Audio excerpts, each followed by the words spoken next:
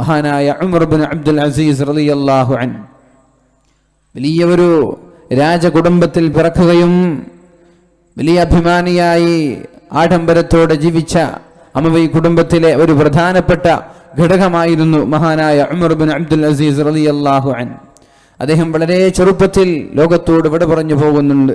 ഒരു 36-ാമത്തെ വയസ്സിലോ അദ്ദേഹം പരിശുദ്ധമായ ദീനിന്റെ കാവൽഭടനായി, ഖലീഫയായി, അമീറുൽ മുഅ്മിനീനായി 20ഓളം സാമ്രാജ്യങ്ങളുടെ അധിപനായി ചുമതല അദ്ദേഹത്തെ ഏൽപ്പിക്കുകയാണ്. ആ സമയത്ത് അവിടെയുണ്ടായിരുന്ന ഖലീഫമാരും അവിടെയുണ്ടായിരുന്ന അമീർമാരും ധൂർത്തിലും പ്രത്യേകമായി അഴിമതിയിലും പിന്നെ സ്വജനപക്ഷപാതം, അതേപോലെ സമ്പത്തൊരുമിച്ചു കൂട്ടൽ, ആർഭാടങ്ങൾ, ഇങ്ങനെയൊക്കെ ആടിത്തിമിർത്ത് ജീവിച്ചിരുന്ന ഒരു രാജകുടുംബത്തിൽ നിന്ന് മഹാനായ ഉമർ ബിൻ അബ്ദുൽ അസീസ് റളിയല്ലാഹു അൻഹു അദ്ദേഹം ഈ ഒരു സ്ഥാനത്തേക്ക് നിർണയിക്കപ്പെടുകയാണ്. ഇങ്ങനെ നിർണയിക്കപ്പെടുകയും അദ്ദേഹത്തിന്റെ ഭാര്യ ഫാത്തിമ എന്ന് പറയുന്ന അദ്ദേഹത്തിന്റെ ഭാര്യയാണ് അദ്ദേഹം ആദ്യം വിളിക്കുന്നത്. അദ്ദേഹം പറയുന്നു, ഞാൻ ഈ ആഡംബരങ്ങളും ഈ ആർഭാടങ്ങളും ഈ സൗകര്യങ്ങളും സമ്പാദ്യങ്ങളും എല്ലാം വലിച്ചെറിഞ്ഞ് ഞാനിതാ അള്ളാഹുവിന്റെ ദീനിന്റെ കാവൽപടനായി, ദീനിന്റെ കാവൽക്കാരനായി, നല്ലൊരു മുഅ്മിനായി, നല്ലൊരു സ്വാലിഹായി ആത്മീയ മേഖലയിൽ ഞാൻ ജീവിക്കാൻ പോവുകയാണ്. എൻ്റെ സമ്പാദ്യങ്ങൾ ഞാൻ ത്യജിക്കുകയാണ്. എല്ലാം ഞാൻ ദീനിന് വേണ്ടി സംഭാവന ചെയ്യുകയാണ്. ഇനി മുതൽ ഈ ഉത്തരവാദിത്വം ഏറ്റെടുത്തത് മുതൽ ഞാൻ ഇനി ആർഭാടങ്ങളുടെ പിന്നാലെ ഇല്ല എന്ന് പറഞ്ഞുകൊണ്ട് മഹാനായ ഉമർ ഇബ്നു അബ്ദുൽ അസീസ് റളിയല്ലാഹു അൻഹു തന്റെ ഭാര്യയെ വിളിച്ചുകൊണ്ട് പറയുന്നു, നിനക്ക് സുഖലോലുപതയാണ് വേണ്ടതെങ്കിൽ, നിനക്ക് സുഖങ്ങളാണ് വേണ്ടതെങ്കിൽ ഞാൻ നിന്നെ ത്വലാഖ് ചൊല്ലിത്തരാം. അദ്ദേഹത്തിന്റെ ഭാര്യയുടെ 4 ആങ്ങളമാർ ഖലീഫമാരായിരുന്നു. അബ്ദുൽ മലിക്കിന്റെ മകളാണ് ഫാത്തിമ, രാജാവിന്റെ മകളാണ്. ആങ്ങളമാർ രാജാക്കന്മാരാണ്. അദ്ദേഹത്തിന്റെ ഭാര്യയുടെ ഭർത്താവ് രാജാവാണ്. ഖലീഫ അബ്ദുൽ മലിക്കിന്റെ മകൾ, ഈ ഫാത്തിമയുടെ 4 സഹോദരങ്ങളും ഖലീഫമാരായിരുന്നു, ഭർത്താവും ഖലീഫ. ഇങ്ങനെ വലിയ ഒരു ഉന്നതമായ തറവാടിൽ, ഉന്നതമായ രാജകുടുംബത്തിൽ അഭിമാനത്തോടെ വലിയ ഒരു തറവാടിത്തമുള്ള ഒരു സഹോദരി ഭാര്യയെ വിളിച്ചുകൊണ്ടാണ് മഹാനായ ഉമർ ബിൻ അബ്ദുൽ അസീസ് റളിയല്ലാഹു അൻഹു പറയുന്നത്, ഞാൻ ഇതാ ആത്മീയ മേഖലയിലേക്ക് ഇറങ്ങുകയാണ്. എനിക്ക് ദുനിയാവ് വേണ്ട, ഞാൻ ആഖിറമാണ് ആഗ്രഹിക്കുന്നത്. എനിക്ക് ആഖിറത്തിൽ രക്ഷപ്പെടണം. അതുകൊണ്ട് നിനക്ക് സുഖലോലുപത, നിനക്ക് സൗകര്യവും സമ്പാദ്യവും സുഖങ്ങളുമാണ് വേണ്ടതെങ്കിൽ ഞാൻ നിന്നെ ത്വലാഖ് ചൊല്ലാം. ഞാൻ നിന്നെ ത്വലാഖ് ചൊല്ലി, മൊഴി ചൊല്ലി ഞാൻ ഒഴിവാക്കി തരാം. നീ നല്ല രാജാക്കന്മാരെ, ഖലീഫമാരെ കല്യാണം കഴിച്ച് സുഖത്തോടുകൂടി ജീവിച്ചോളൂ എന്ന് പറയുമ്പോ നല്ല സ്വാലിഹത്തായ ദീനീബോധമുള്ള ആ ഭാര്യ തന്റെ ഭർത്താവിനോട് പറയുന്നത്, നിങ്ങൾക്ക് നാളെ നരകത്തിൽ നിന്ന് രക്ഷപ്പെടാനും ആഖിറത്തിലെ സ്വർഗീയ സുഖങ്ങൾ ആസ്വദിക്കാനുമാണ് ആഗ്രഹമെങ്കിൽ ഞാനും അത് തന്നെയാണ് തിരഞ്ഞെടുക്കുന്നത്. എനിക്കിവിടുത്തെ സുഖലോലുപത വേണ്ട, എനിക്കിവിടുത്തെ ആഡംബരങ്ങൾ വേണ്ട, എനിക്ക് രാജകീയ കുടുംബങ്ങളുടെ പ്രൗഢി എനിക്ക് വേണ്ട. എനിക്ക് അങ്ങ് തിരഞ്ഞെടുക്കുന്ന, അങ്ങ് സെലക്ട് ചെയ്യുന്ന, അങ്ങ് ആഗ്രഹിച്ച ആ ഉഖ്റവിയായ പാരത്രികമായ വിജയം മതി എന്ന് പറഞ്ഞ് അദ്ദേഹത്തിന്റെ ഭാര്യ ഫാത്തിമ എന്ന് പറയുന്ന ഭാര്യയും ഭൗതിക സുഖങ്ങൾ വെടിഞ്ഞ് ആത്മീയ മേഖലയിലേക്ക് ഇറങ്ങുകയാണ്. ഞാൻ പറഞ്ഞു വരുന്നത് നല്ലൊരു ഭാര്യയുടെ ക്വാളിറ്റിയാണിത്, നല്ലൊരു ഭാര്യയുടെ വിശേഷണമാണിത്, നല്ലൊരു ഭാര്യയുടെ പ്രത്യേകതയാണിത്. തൻ്റെ ഭർത്താവ് ആത്മീയ മേഖലയിലേക്ക് തിരിയുമ്പോൾ തൻ്റെ ഭാര്യയോടൊരു ചോദ്യം ചോദിക്കുകയാണ്, നിനക്ക് സുഖങ്ങളാണ്, ആർഭാടങ്ങളാണ് വേണ്ടതെങ്കിൽ ഞാൻ നിന്നെ ത്വലാഖ് ചൊല്ലി ഏതെങ്കിലും വലിയ രാജാക്കന്മാരെ കല്യാണം കഴിച്ച് സന്തോഷത്തോടെ ജീവിക്കാമെന്ന് പറയുമ്പോൾ വേണ്ട, എനിക്കങ്ങ് മതി, അങ്ങ് തെരഞ്ഞെടുക്കുന്ന ആഖിറം മതി എന്ന് പറഞ്ഞ് തന്റെ സുഖങ്ങൾ വലിച്ചെറിഞ്ഞ് ആത്മീയ ലോകത്തേക്ക് കടന്നു പോകുന്ന മഹദിയായ ഫാത്തിമ ബിബി റളിയല്ലാഹു അൻഹ, അദ്ദേഹം തന്റെ ഭാര്യയോട് പറയുന്നു, എന്നാൽ ആദ്യമായി എനിക്ക് നിന്നോട് ആവശ്യപ്പെടാനുള്ളത് നിന്റെ കഴുത്തിലെ മാലയാണ്. രാജാവിന്റെ മകളായതുകൊണ്ടും ആങ്ങളമാർ വലിയ ഭരണാധികാരികളായതുകൊണ്ടും കോടിക്കണക്കിന് രൂപ വില വരുന്ന നല്ല രത്നത്തിന്റെയും സ്വർണത്തിന്റെയും മാല മഹദിയായ ഫാത്തിമ എന്ന് പറയുന്ന ഉമർ ഇബ്നു അബ്ദുൽ അസീസ് റളിയല്ലാഹു അൻഹുവിന്റെ ഭാര്യ ധരിച്ചിരുന്നു. ആ ഭാര്യയോട് ആദ്യം പറഞ്ഞു, നിന്റെ ഈ ഒരു സ്വർണ്ണാഭരണം, രത്നങ്ങളും പവിഴങ്ങളും പതിച്ചിട്ടുള്ള ഈ കോടിക്കണക്കിന് രൂപ വിലവധിക്കുന്ന ഈ ഒരു ആഭരണം നിന്റെ പിതാവ് നിനക്ക് തന്നത് പിതാവിന്റെ കയ്യിൽ നിന്നുള്ള സമ്പത്ത് കൊണ്ടല്ല, പിതാവിന്റെ വരുമാനത്തിൽ നിന്നല്ല. ഇത് ജനങ്ങൾക്ക് അവകാശപ്പെട്ട സമ്പാദ്യങ്ങൾ നിന്റെ പിതാവ് രാജാവ് എന്ന രീതിയിൽ, ഖലീഫ എന്ന രീതിയിൽ അതിൽ നിന്ന് ജനങ്ങളുടെ അവകാശത്തിൽ നിന്ന് എടുത്ത ഈ മാലയായതുകൊണ്ടും ആഭരണമായതുകൊണ്ടും ഇതൊരിക്കലും നമ്മൾക്ക് അവകാശപ്പെട്ടതല്ല. ഞാനിത് ബൈത്തുൽ മാലിലേക്ക്, പൊതു ഖജനാവിലേക്ക് ഞാൻ നൽകാൻ പോവുകയാണ്. എന്താണ് നിന്റെ അഭിപ്രായം? അപ്പോഴാണ് മഹദിയായ ഫാത്തിമ ബീവി റളിയല്ലാഹു അൻഹ പറഞ്ഞത്, കൊടുത്തോളൂ, എനിക്ക് പ്രശ്നമല്ല.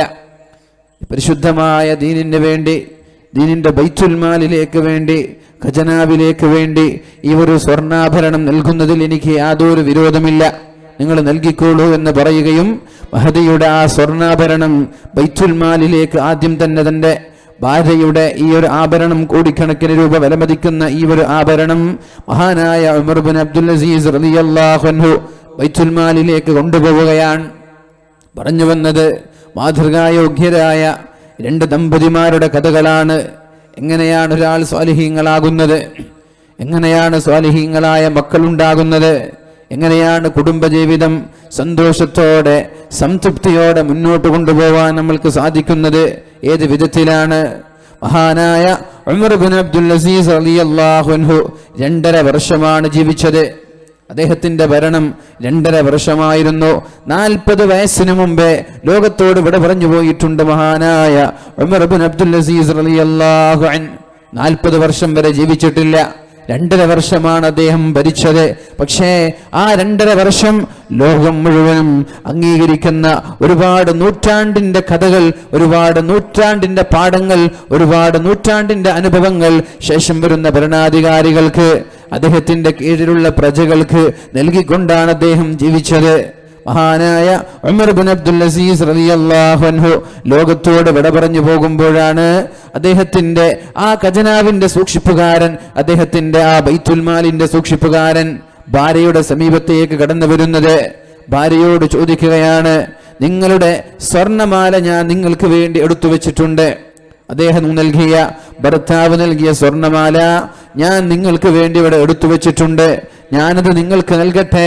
നിങ്ങളുടെ ഭർത്താവ് മരിച്ചുപോയില്ലേ, ഇനി ഞാൻ ആ സ്വർണ്ണമാല ഞാൻ നിങ്ങൾക്ക് നൽകട്ടെ എന്ന് മഹദിയായ ഫാത്തിമ ബീവി റളിയല്ലാഹു അൻഹയോട് ചോദിച്ചപ്പോഴാണ് അതേ മഹദിയായ ഫാത്തിമ ബീവി പറയുന്നത്, മാ കുന്തു ലിഉതിയഹു ഹയ്യൻ വഅസീഹി മയ്യിതാ. ജീവിച്ചിരിക്കുന്ന കാലത്ത് ഞാൻ എൻ്റെ ഭർത്താവിനെ അംഗീകരിക്കുകയും എന്നിട്ട് ഭർത്താവ് മരിച്ചപ്പോ ഭർത്താവ് വേണ്ട എന്ന് പറഞ്ഞ ഈ ഒരു ആഭരണം ഞാൻ സ്വീകരിക്കുകയോ എന്ന് പറഞ്ഞിട്ട് മഹദിയായ ഫാത്തിമ ബീവി റളിയല്ലാഹു അൻഹ ആ ആഭരണം സ്വീകരിക്കാതെ ബൈത്തുൽ മാലിലേക്ക് തന്നെ നൽകിയത്. നമ്മളൊക്കെ പഠിക്കേണ്ട പാഠമാണിത്, നമ്മളൊക്കെ മനസ്സിലാക്കേണ്ട പാഠമാണിത്. കോടിക്കണക്കിന് രൂപ വിലമതിക്കുന്ന ഒരു ആഭരണം തന്റെ ഭർത്താവിന്റെ വഫാത്തിന്റെ ശേഷം നിങ്ങൾക്ക് തന്നെ ഞാൻ നൽകാമെന്നൊരു ബൈത്തുൽ മാലിന്റെ ഖജനാവിന്റെ സൂക്ഷിപ്പുകാരൻ പറയുമ്പോഴേക്കും എനിക്ക് വേണ്ട, എൻ്റെ ഭർത്താവ് എനിക്ക് വേണ്ട എന്ന് പറഞ്ഞത് ഇനി ഞാൻ ഉപയോഗിക്കൂല എന്ന് പറഞ്ഞിട്ട് ബൈത്തുൽ മാലിലേക്ക് തന്നെ തിരിച്ചു നൽകുന്ന ഒരു മാതൃകായോഗ്യയായ ഒരു ഭാര്യ. ആ ഭാര്യയിൽ നിന്നാണ് നമ്മുടെ ഭാര്യമാര് പാഠം പഠിക്കേണ്ടത്. ആ ഭാര്യയിൽ നിന്നാണ് കുടുംബബന്ധത്തിന്റെ കഥകൾ നമ്മൾ പഠിക്കേണ്ടത്. ലഖദ് കാന ലക്കും ഫീ റസൂലില്ലാഹി ഉസ്വത്തുൻ ഹസനഹ ലിമാ കാന യർജുല്ലാഹ വൽ യൗമൽ ആഖിർ. അല്ലാഹു തആല പരിശുദ്ധമായ ഖുർആനിലൂടെ പറയുന്നുണ്ട്, ലഖദ് കാന ലക്കും ഫീ റസൂലില്ലാഹ്, നിങ്ങൾക്ക് അല്ലാഹുവിന്റെ റസൂലിൽ മാതൃകയുണ്ട്, അല്ലാഹുവിന്റെ ഹബീബിന്റെ ഭാര്യമാരിൽ മാതൃകയുണ്ട്, ഹബീബിന്റെ മക്കളിൽ, ഹബീബിന്റെ പേരക്കുട്ടികളിൽ, ഹബീബിന്റെ സ്വഹാബാക്കളിലും നമ്മൾക്ക് മാതൃകയുണ്ട്. ലിമാ കാന യർജുല്ലാഹ വൽ യൗമൽ ആഖിർ. അല്ലാഹുവിന്റെ കോടതിയിൽ വിജയിക്കണമെന്ന് ആഗ്രഹിക്കുന്ന ആളുകൾ, നാളെ മഹ്ശറാ ലോകത്ത് വിജയിക്കണമെന്ന് ആഗ്രഹിക്കുന്ന ആളുകൾ പഠിക്കേണ്ടതും മനസ്സിലാക്കേണ്ടതും പരിശുദ്ധ ഹബീബിന്റെ മാതൃകയാണ്, ഹബീബിന്റെ ദാമ്പത്യ ജീവിതമാണ്. മഹാന്മാരായ സ്വഹാബാക്കളുടെ, താബിഈങ്ങളുടെ, അഹ്ലു ബൈത്തിന്റെ മാതൃകയാണ് നമ്മൾ പഠിക്കേണ്ടതും മനസ്സിലാക്കേണ്ടതും. അതിൽ നിന്നാണ് നമ്മൾ പാഠം ഉൾക്കൊള്ളേണ്ടത്. അല്ലാഹു തൗഫീഖ് നൽകട്ടെ, അല്ലാഹു തൗഫീഖ് നൽകുമാറാവട്ടെ. പരിശുദ്ധ റസൂലുള്ളാഹി സ്വല്ലല്ലാഹു അലൈഹി വസല്ലമ തങ്ങൾ പറയുന്നുണ്ട്, ചില ഭാര്യമാർ, ചില ഭർത്താക്കന്മാർ എന്നും കുടുംബത്തിൽ പ്രശ്നമാണ്, എപ്പോഴും പ്രശ്നങ്ങളാണ് ഉടലെടുക്കുന്നത്.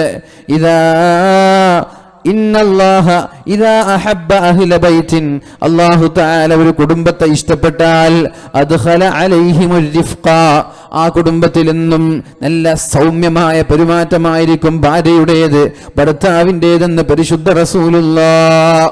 അള്ളാഹുവിനൊരു കുടുംബം ഇഷ്ടമാണെങ്കിൽ എങ്ങനെയാണ് അള്ളാഹു ഒരു കുടുംബത്തെ ഇഷ്ടപ്പെടുന്നത്? ഭർത്താവിനെയും ഒരു ഭാര്യയെയും ഒരു ദമ്പതികളെ എങ്ങനെയാണ് അള്ളാഹു ഇഷ്ടം വെക്കുന്നത്, പ്രിയം വെക്കുന്നത്?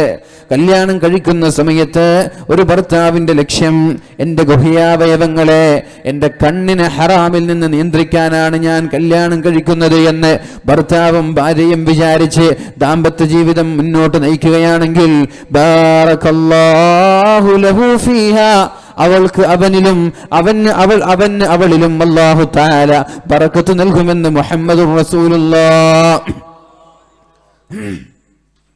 കല്യാണം കഴിക്കുന്ന സമയത്ത് ഒരു ഭർത്താവ് പെണ്ണാലോചിക്കുകയാണ്, ഒരു ചെറുപ്പക്കാരൻ പെണ്ണാലോചിക്കുകയാണ്. ആലോചിക്കുമ്പോ പെണ്ണിന്റെ സൗന്ദര്യമാണ്, പെണ്ണിന്റെ സമ്പത്താണ്, പെണ്ണിന്റെ സ്ഥാനമാനങ്ങളാണ്, പെണ്ണിന്റെ പഠനമാണ് ലക്ഷ്യമെങ്കിൽ അതൊന്നുമല്ല. ലക്ഷ്യം ഭൗതികമാണ്, ഭൗതികമായ സുഖങ്ങളാണെങ്കിൽ ആ ദാമ്പത്യ ജീവിതത്തിൽ ബറക്കത്തുണ്ടാവൂല എന്നത് യാഥാർത്ഥ്യമാണ്. അനുഭവിച്ച പാഠങ്ങളാണ് നമ്മളൊക്കെ, അല്ലേ? നമ്മളൊക്കെ പഠിച്ച മനസ്സിലാക്കിയ വിഷയങ്ങളാണത്.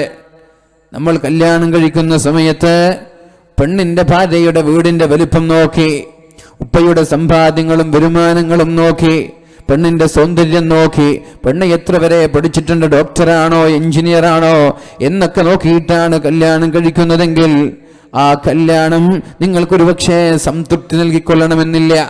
അല്ലാഹുവിന്റെ ഹബീബ് പറയുന്നത്, കല്യാണം കഴിക്കുന്ന സമയത്ത് ഒരാൾ തന്റെ ഗുഹ്യാവയവങ്ങൾ ഇനി ഹറാമിൽ പോവാൻ പാടില്ല, എൻ്റെ കണ്ണുകൾ ഹറാമിൽ പോവാൻ പാടില്ല എന്ന ചിന്തയോടെ, എൻ്റെ കണ്ണുകളെ നിയന്ത്രിക്കാൻ എനിക്ക് കഴിയണമെന്ന ചിന്തയോടെ ഒരാൾ കല്യാണം കഴിച്ചാൽ ബാറകല്ലാഹ്, അല്ലാഹു ആ പെണ്ണിൽ അവന് ബറക്കത്ത് നൽകുമെന്നും ആ പെണ്ണിന് അവനിൽ ബറക്കത്ത് നൽകുമെന്നും പരിശുദ്ധ റസൂലുള്ളാഹി സ്വല്ലല്ലാഹു അലൈഹി വസല്ലം.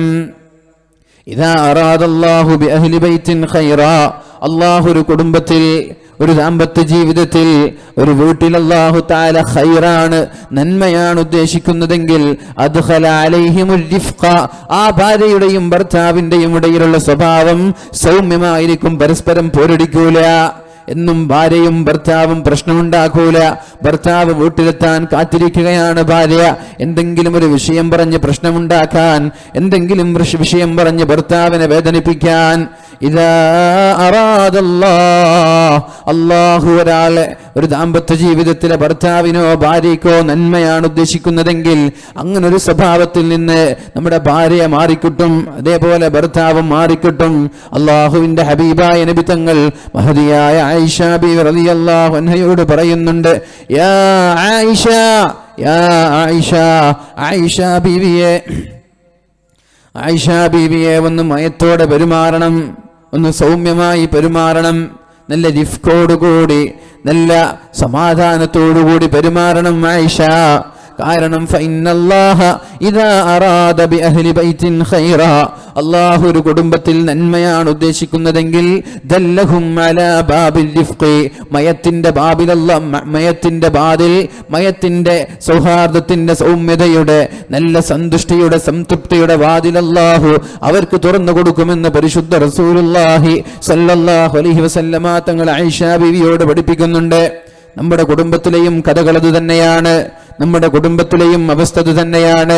ഒരു കുടുംബത്തിൽ അല്ലാഹു നന്മ ഉദ്ദേശിച്ചിട്ടുണ്ടെങ്കിൽ ആ ഭാര്യയും ഭർത്താവും തമ്മിൽ അഡ്ജസ്റ്റ്മെന്റ് ഉണ്ടാകും, സഹകരണം ഉണ്ടാകും, പരസ്പരം പ്രശ്നങ്ങൾ ഉണ്ടാവൂല.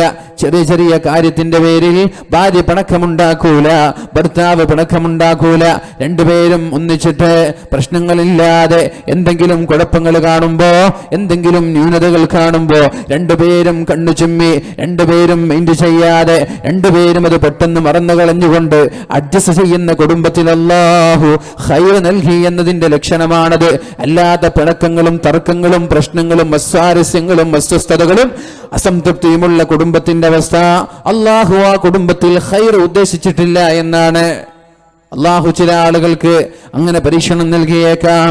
നല്ല സ്വാലിഹീങ്ങളായ മുഅ്മിനീങ്ങളായ ഭർത്താക്കന്മാർക്ക് അല്ലാഹു ഒരുപക്ഷേ ഒരിക്കലും നല്ല സൗമ്യതയോടെ പെരുമാറാത്ത, ബുദ്ധിമുട്ടിക്കുന്ന, പ്രശ്നങ്ങൾ ഉണ്ടാക്കുന്ന ഭാര്യയെ അല്ലാഹു പരീക്ഷണമായി നൽകിയേക്കാം.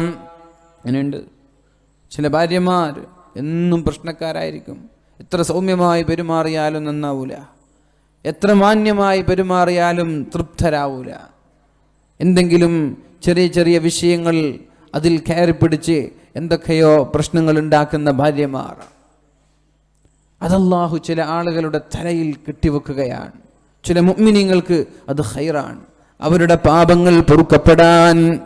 അങ്ങനെ ഭാര്യയിലൂടെയുള്ള പരീക്ഷണങ്ങൾ അല്ലാഹു നൽകും. ഈ ഭാര്യയുടെ ഈ വൃത്തികെട്ട സ്വഭാവം, ഒരിക്കലും അംഗീകരിക്കാൻ പറ്റാത്ത സ്വഭാവം ഉൾക്കൊള്ളാൻ കഴിയാതെ ഭാര്യയോടൊരു പരിധിവരെ എല്ലാം ക്ഷമിച്ചുകൊണ്ട്, എൻ്റെ ഭാര്യയല്ലേ, അള്ളാഹുവിൻ്റെ അമാനത്തിൽ ഞാൻ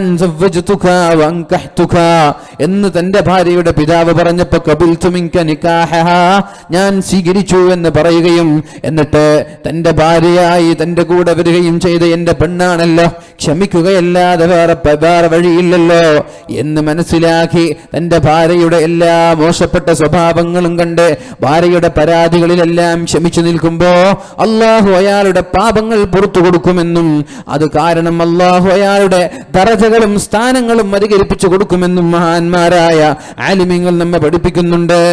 ചില ആളുകൾക്ക് അല്ലാഹു പരീക്ഷണമായിട്ട് നൽകുകയാണിത്. ചില ആളുകൾക്ക് ഒരിക്കലും അഡ്ജസ്റ്റ് ചെയ്യാൻ പറ്റാത്ത, ഒരിക്കലും സഹകരിക്കാൻ പറ്റാത്ത, എന്നെന്നും പ്രശ്നക്കാരിയായ ഭാര്യമാരെ അല്ലാഹു ചില പുരുഷന്മാർക്ക്, ചില മുഅ്മിനീങ്ങളായ, ചില സാലിഹീങ്ങളായ ആളുകൾക്ക് വരെ അല്ലാഹു നൽകിയേക്കാം. പക്ഷേ നമ്മെ സംബന്ധിച്ചിടത്തോളം അല്ലാഹുവിന്റെ പരീക്ഷണമാണെന്ന് മനസ്സിലാക്കി അതിൽ പ്രശ്നത്തിന് തിരിച്ചങ്ങോട്ട് പ്രതികരിക്കാതെ, തിരിച്ചങ്ങോട്ട് പ്രശ്നമാക്കാതെ ക്ഷമിക്കുകയും, അങ്ങനെ ക്ഷമിക്കുന്നത് കാരണം നമ്മൾക്ക് അല്ലാഹു തആല ഒരുപാട് ദോഷങ്ങളും ഒരുപാട് ദോഷങ്ങളെ പുറത്തു തരികയും ഒരുപാട് മഹത്വങ്ങൾ അല്ലാഹു നൽകുകയും ചെയ്യുമെന്ന് മഹാന്മാരായ ആലിമീങ്ങൾ നമ്മെ പഠിപ്പിക്കുന്നുണ്ട്.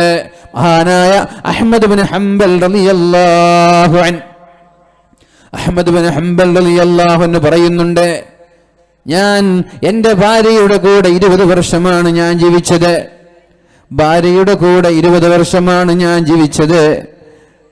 അഥവാ 20 വർഷം കഴിഞ്ഞ് തൻ്റെ ഭാര്യ മരിച്ചുപോയപ്പോ, തൻ്റെ ഭാര്യ 20 വർഷം കഴിഞ്ഞ് മരിച്ചുപോയപ്പോ മഹാനായ അഹ്മദ് ബിൻ ഹംബൽ റളിയല്ലാഹു അൻഹു പറയാണ്, ലബിസ്നാ 20 വർഷം ഞങ്ങൾ രണ്ടുപേരും ഒന്നിച്ച് ജീവിച്ചിട്ട് ഞങ്ങൾ രണ്ടുപേരും ഇതുവരെ പിണങ്ങിയിട്ടില്ല.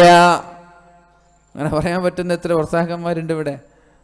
2 വർഷമായി ഞങ്ങൾ കല്യാണം കഴിഞ്ഞിട്ട് ഇതുവരെ പിണങ്ങിയിട്ടില്ല, ഇതുവരെ ഒന്ന് ദേഷ്യപ്പെട്ടിട്ടില്ല എന്ന് പറയാൻ പറ്റുന്ന എത്ര ഭർത്താക്കന്മാർ?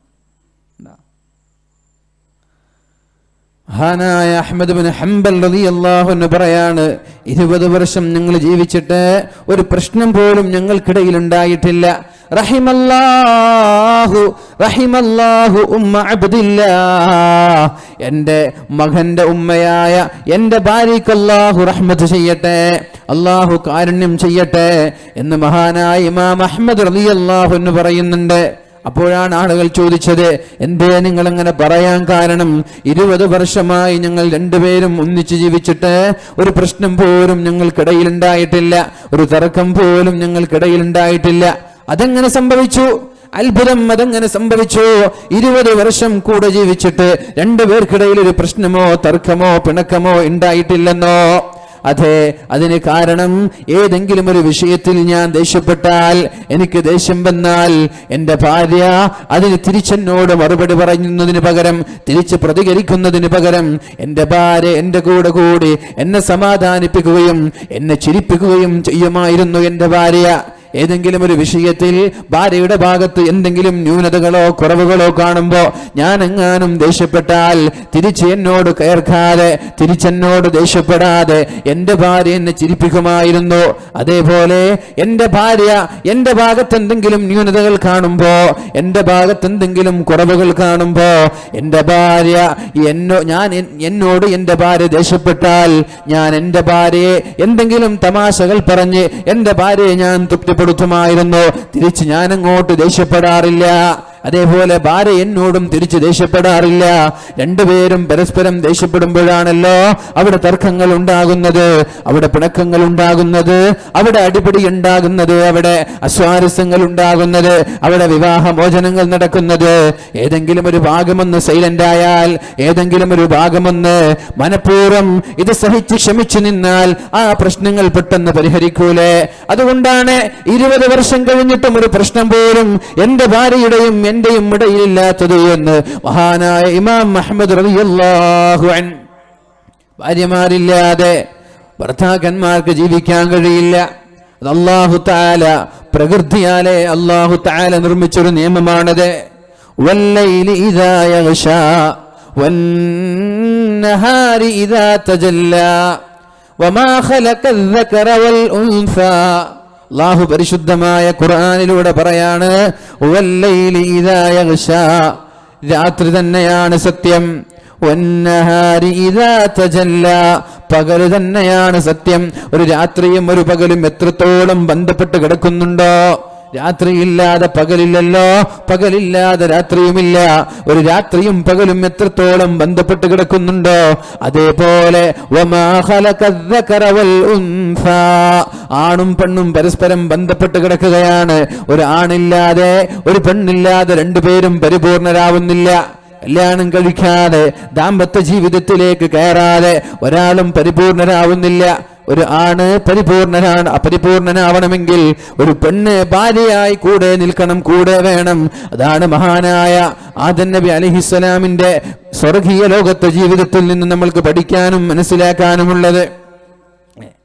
ആദം നബി അലൈഹിസ്സലാമിന് സ്വർഗത്തിൽ എന്ത് സുഖമായിരുന്നു. ഫീഹാ മാ തസ്തഹീഹിൽ അൻഫുസു അൻഫുസു വതലദ്ദുൽ അയുൻ. സ്വർഗീയ ലോകത്ത് ഒരാളുടെ മനസ്സ് എന്താണോ ആഗ്രഹിക്കുന്നത് അതെല്ലാം അല്ലാഹു അയാൾക്ക് നൽകുമല്ലോ. വതലദ്ദുൽ അയുൻ, കണ്ണെന്താണോ ആഗ്രഹിക്കുന്നത് അതും അയാൾക്ക് അല്ലാഹു നൽകും. അല്ലേ?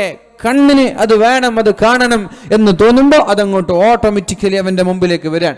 അതേപോലെ അവന്റെ മനസ്സ് എന്താണോ ആഗ്രഹിക്കുന്നത് അതും അവന്റെ മുമ്പിലേക്ക് കടന്നു വരികയാണ്.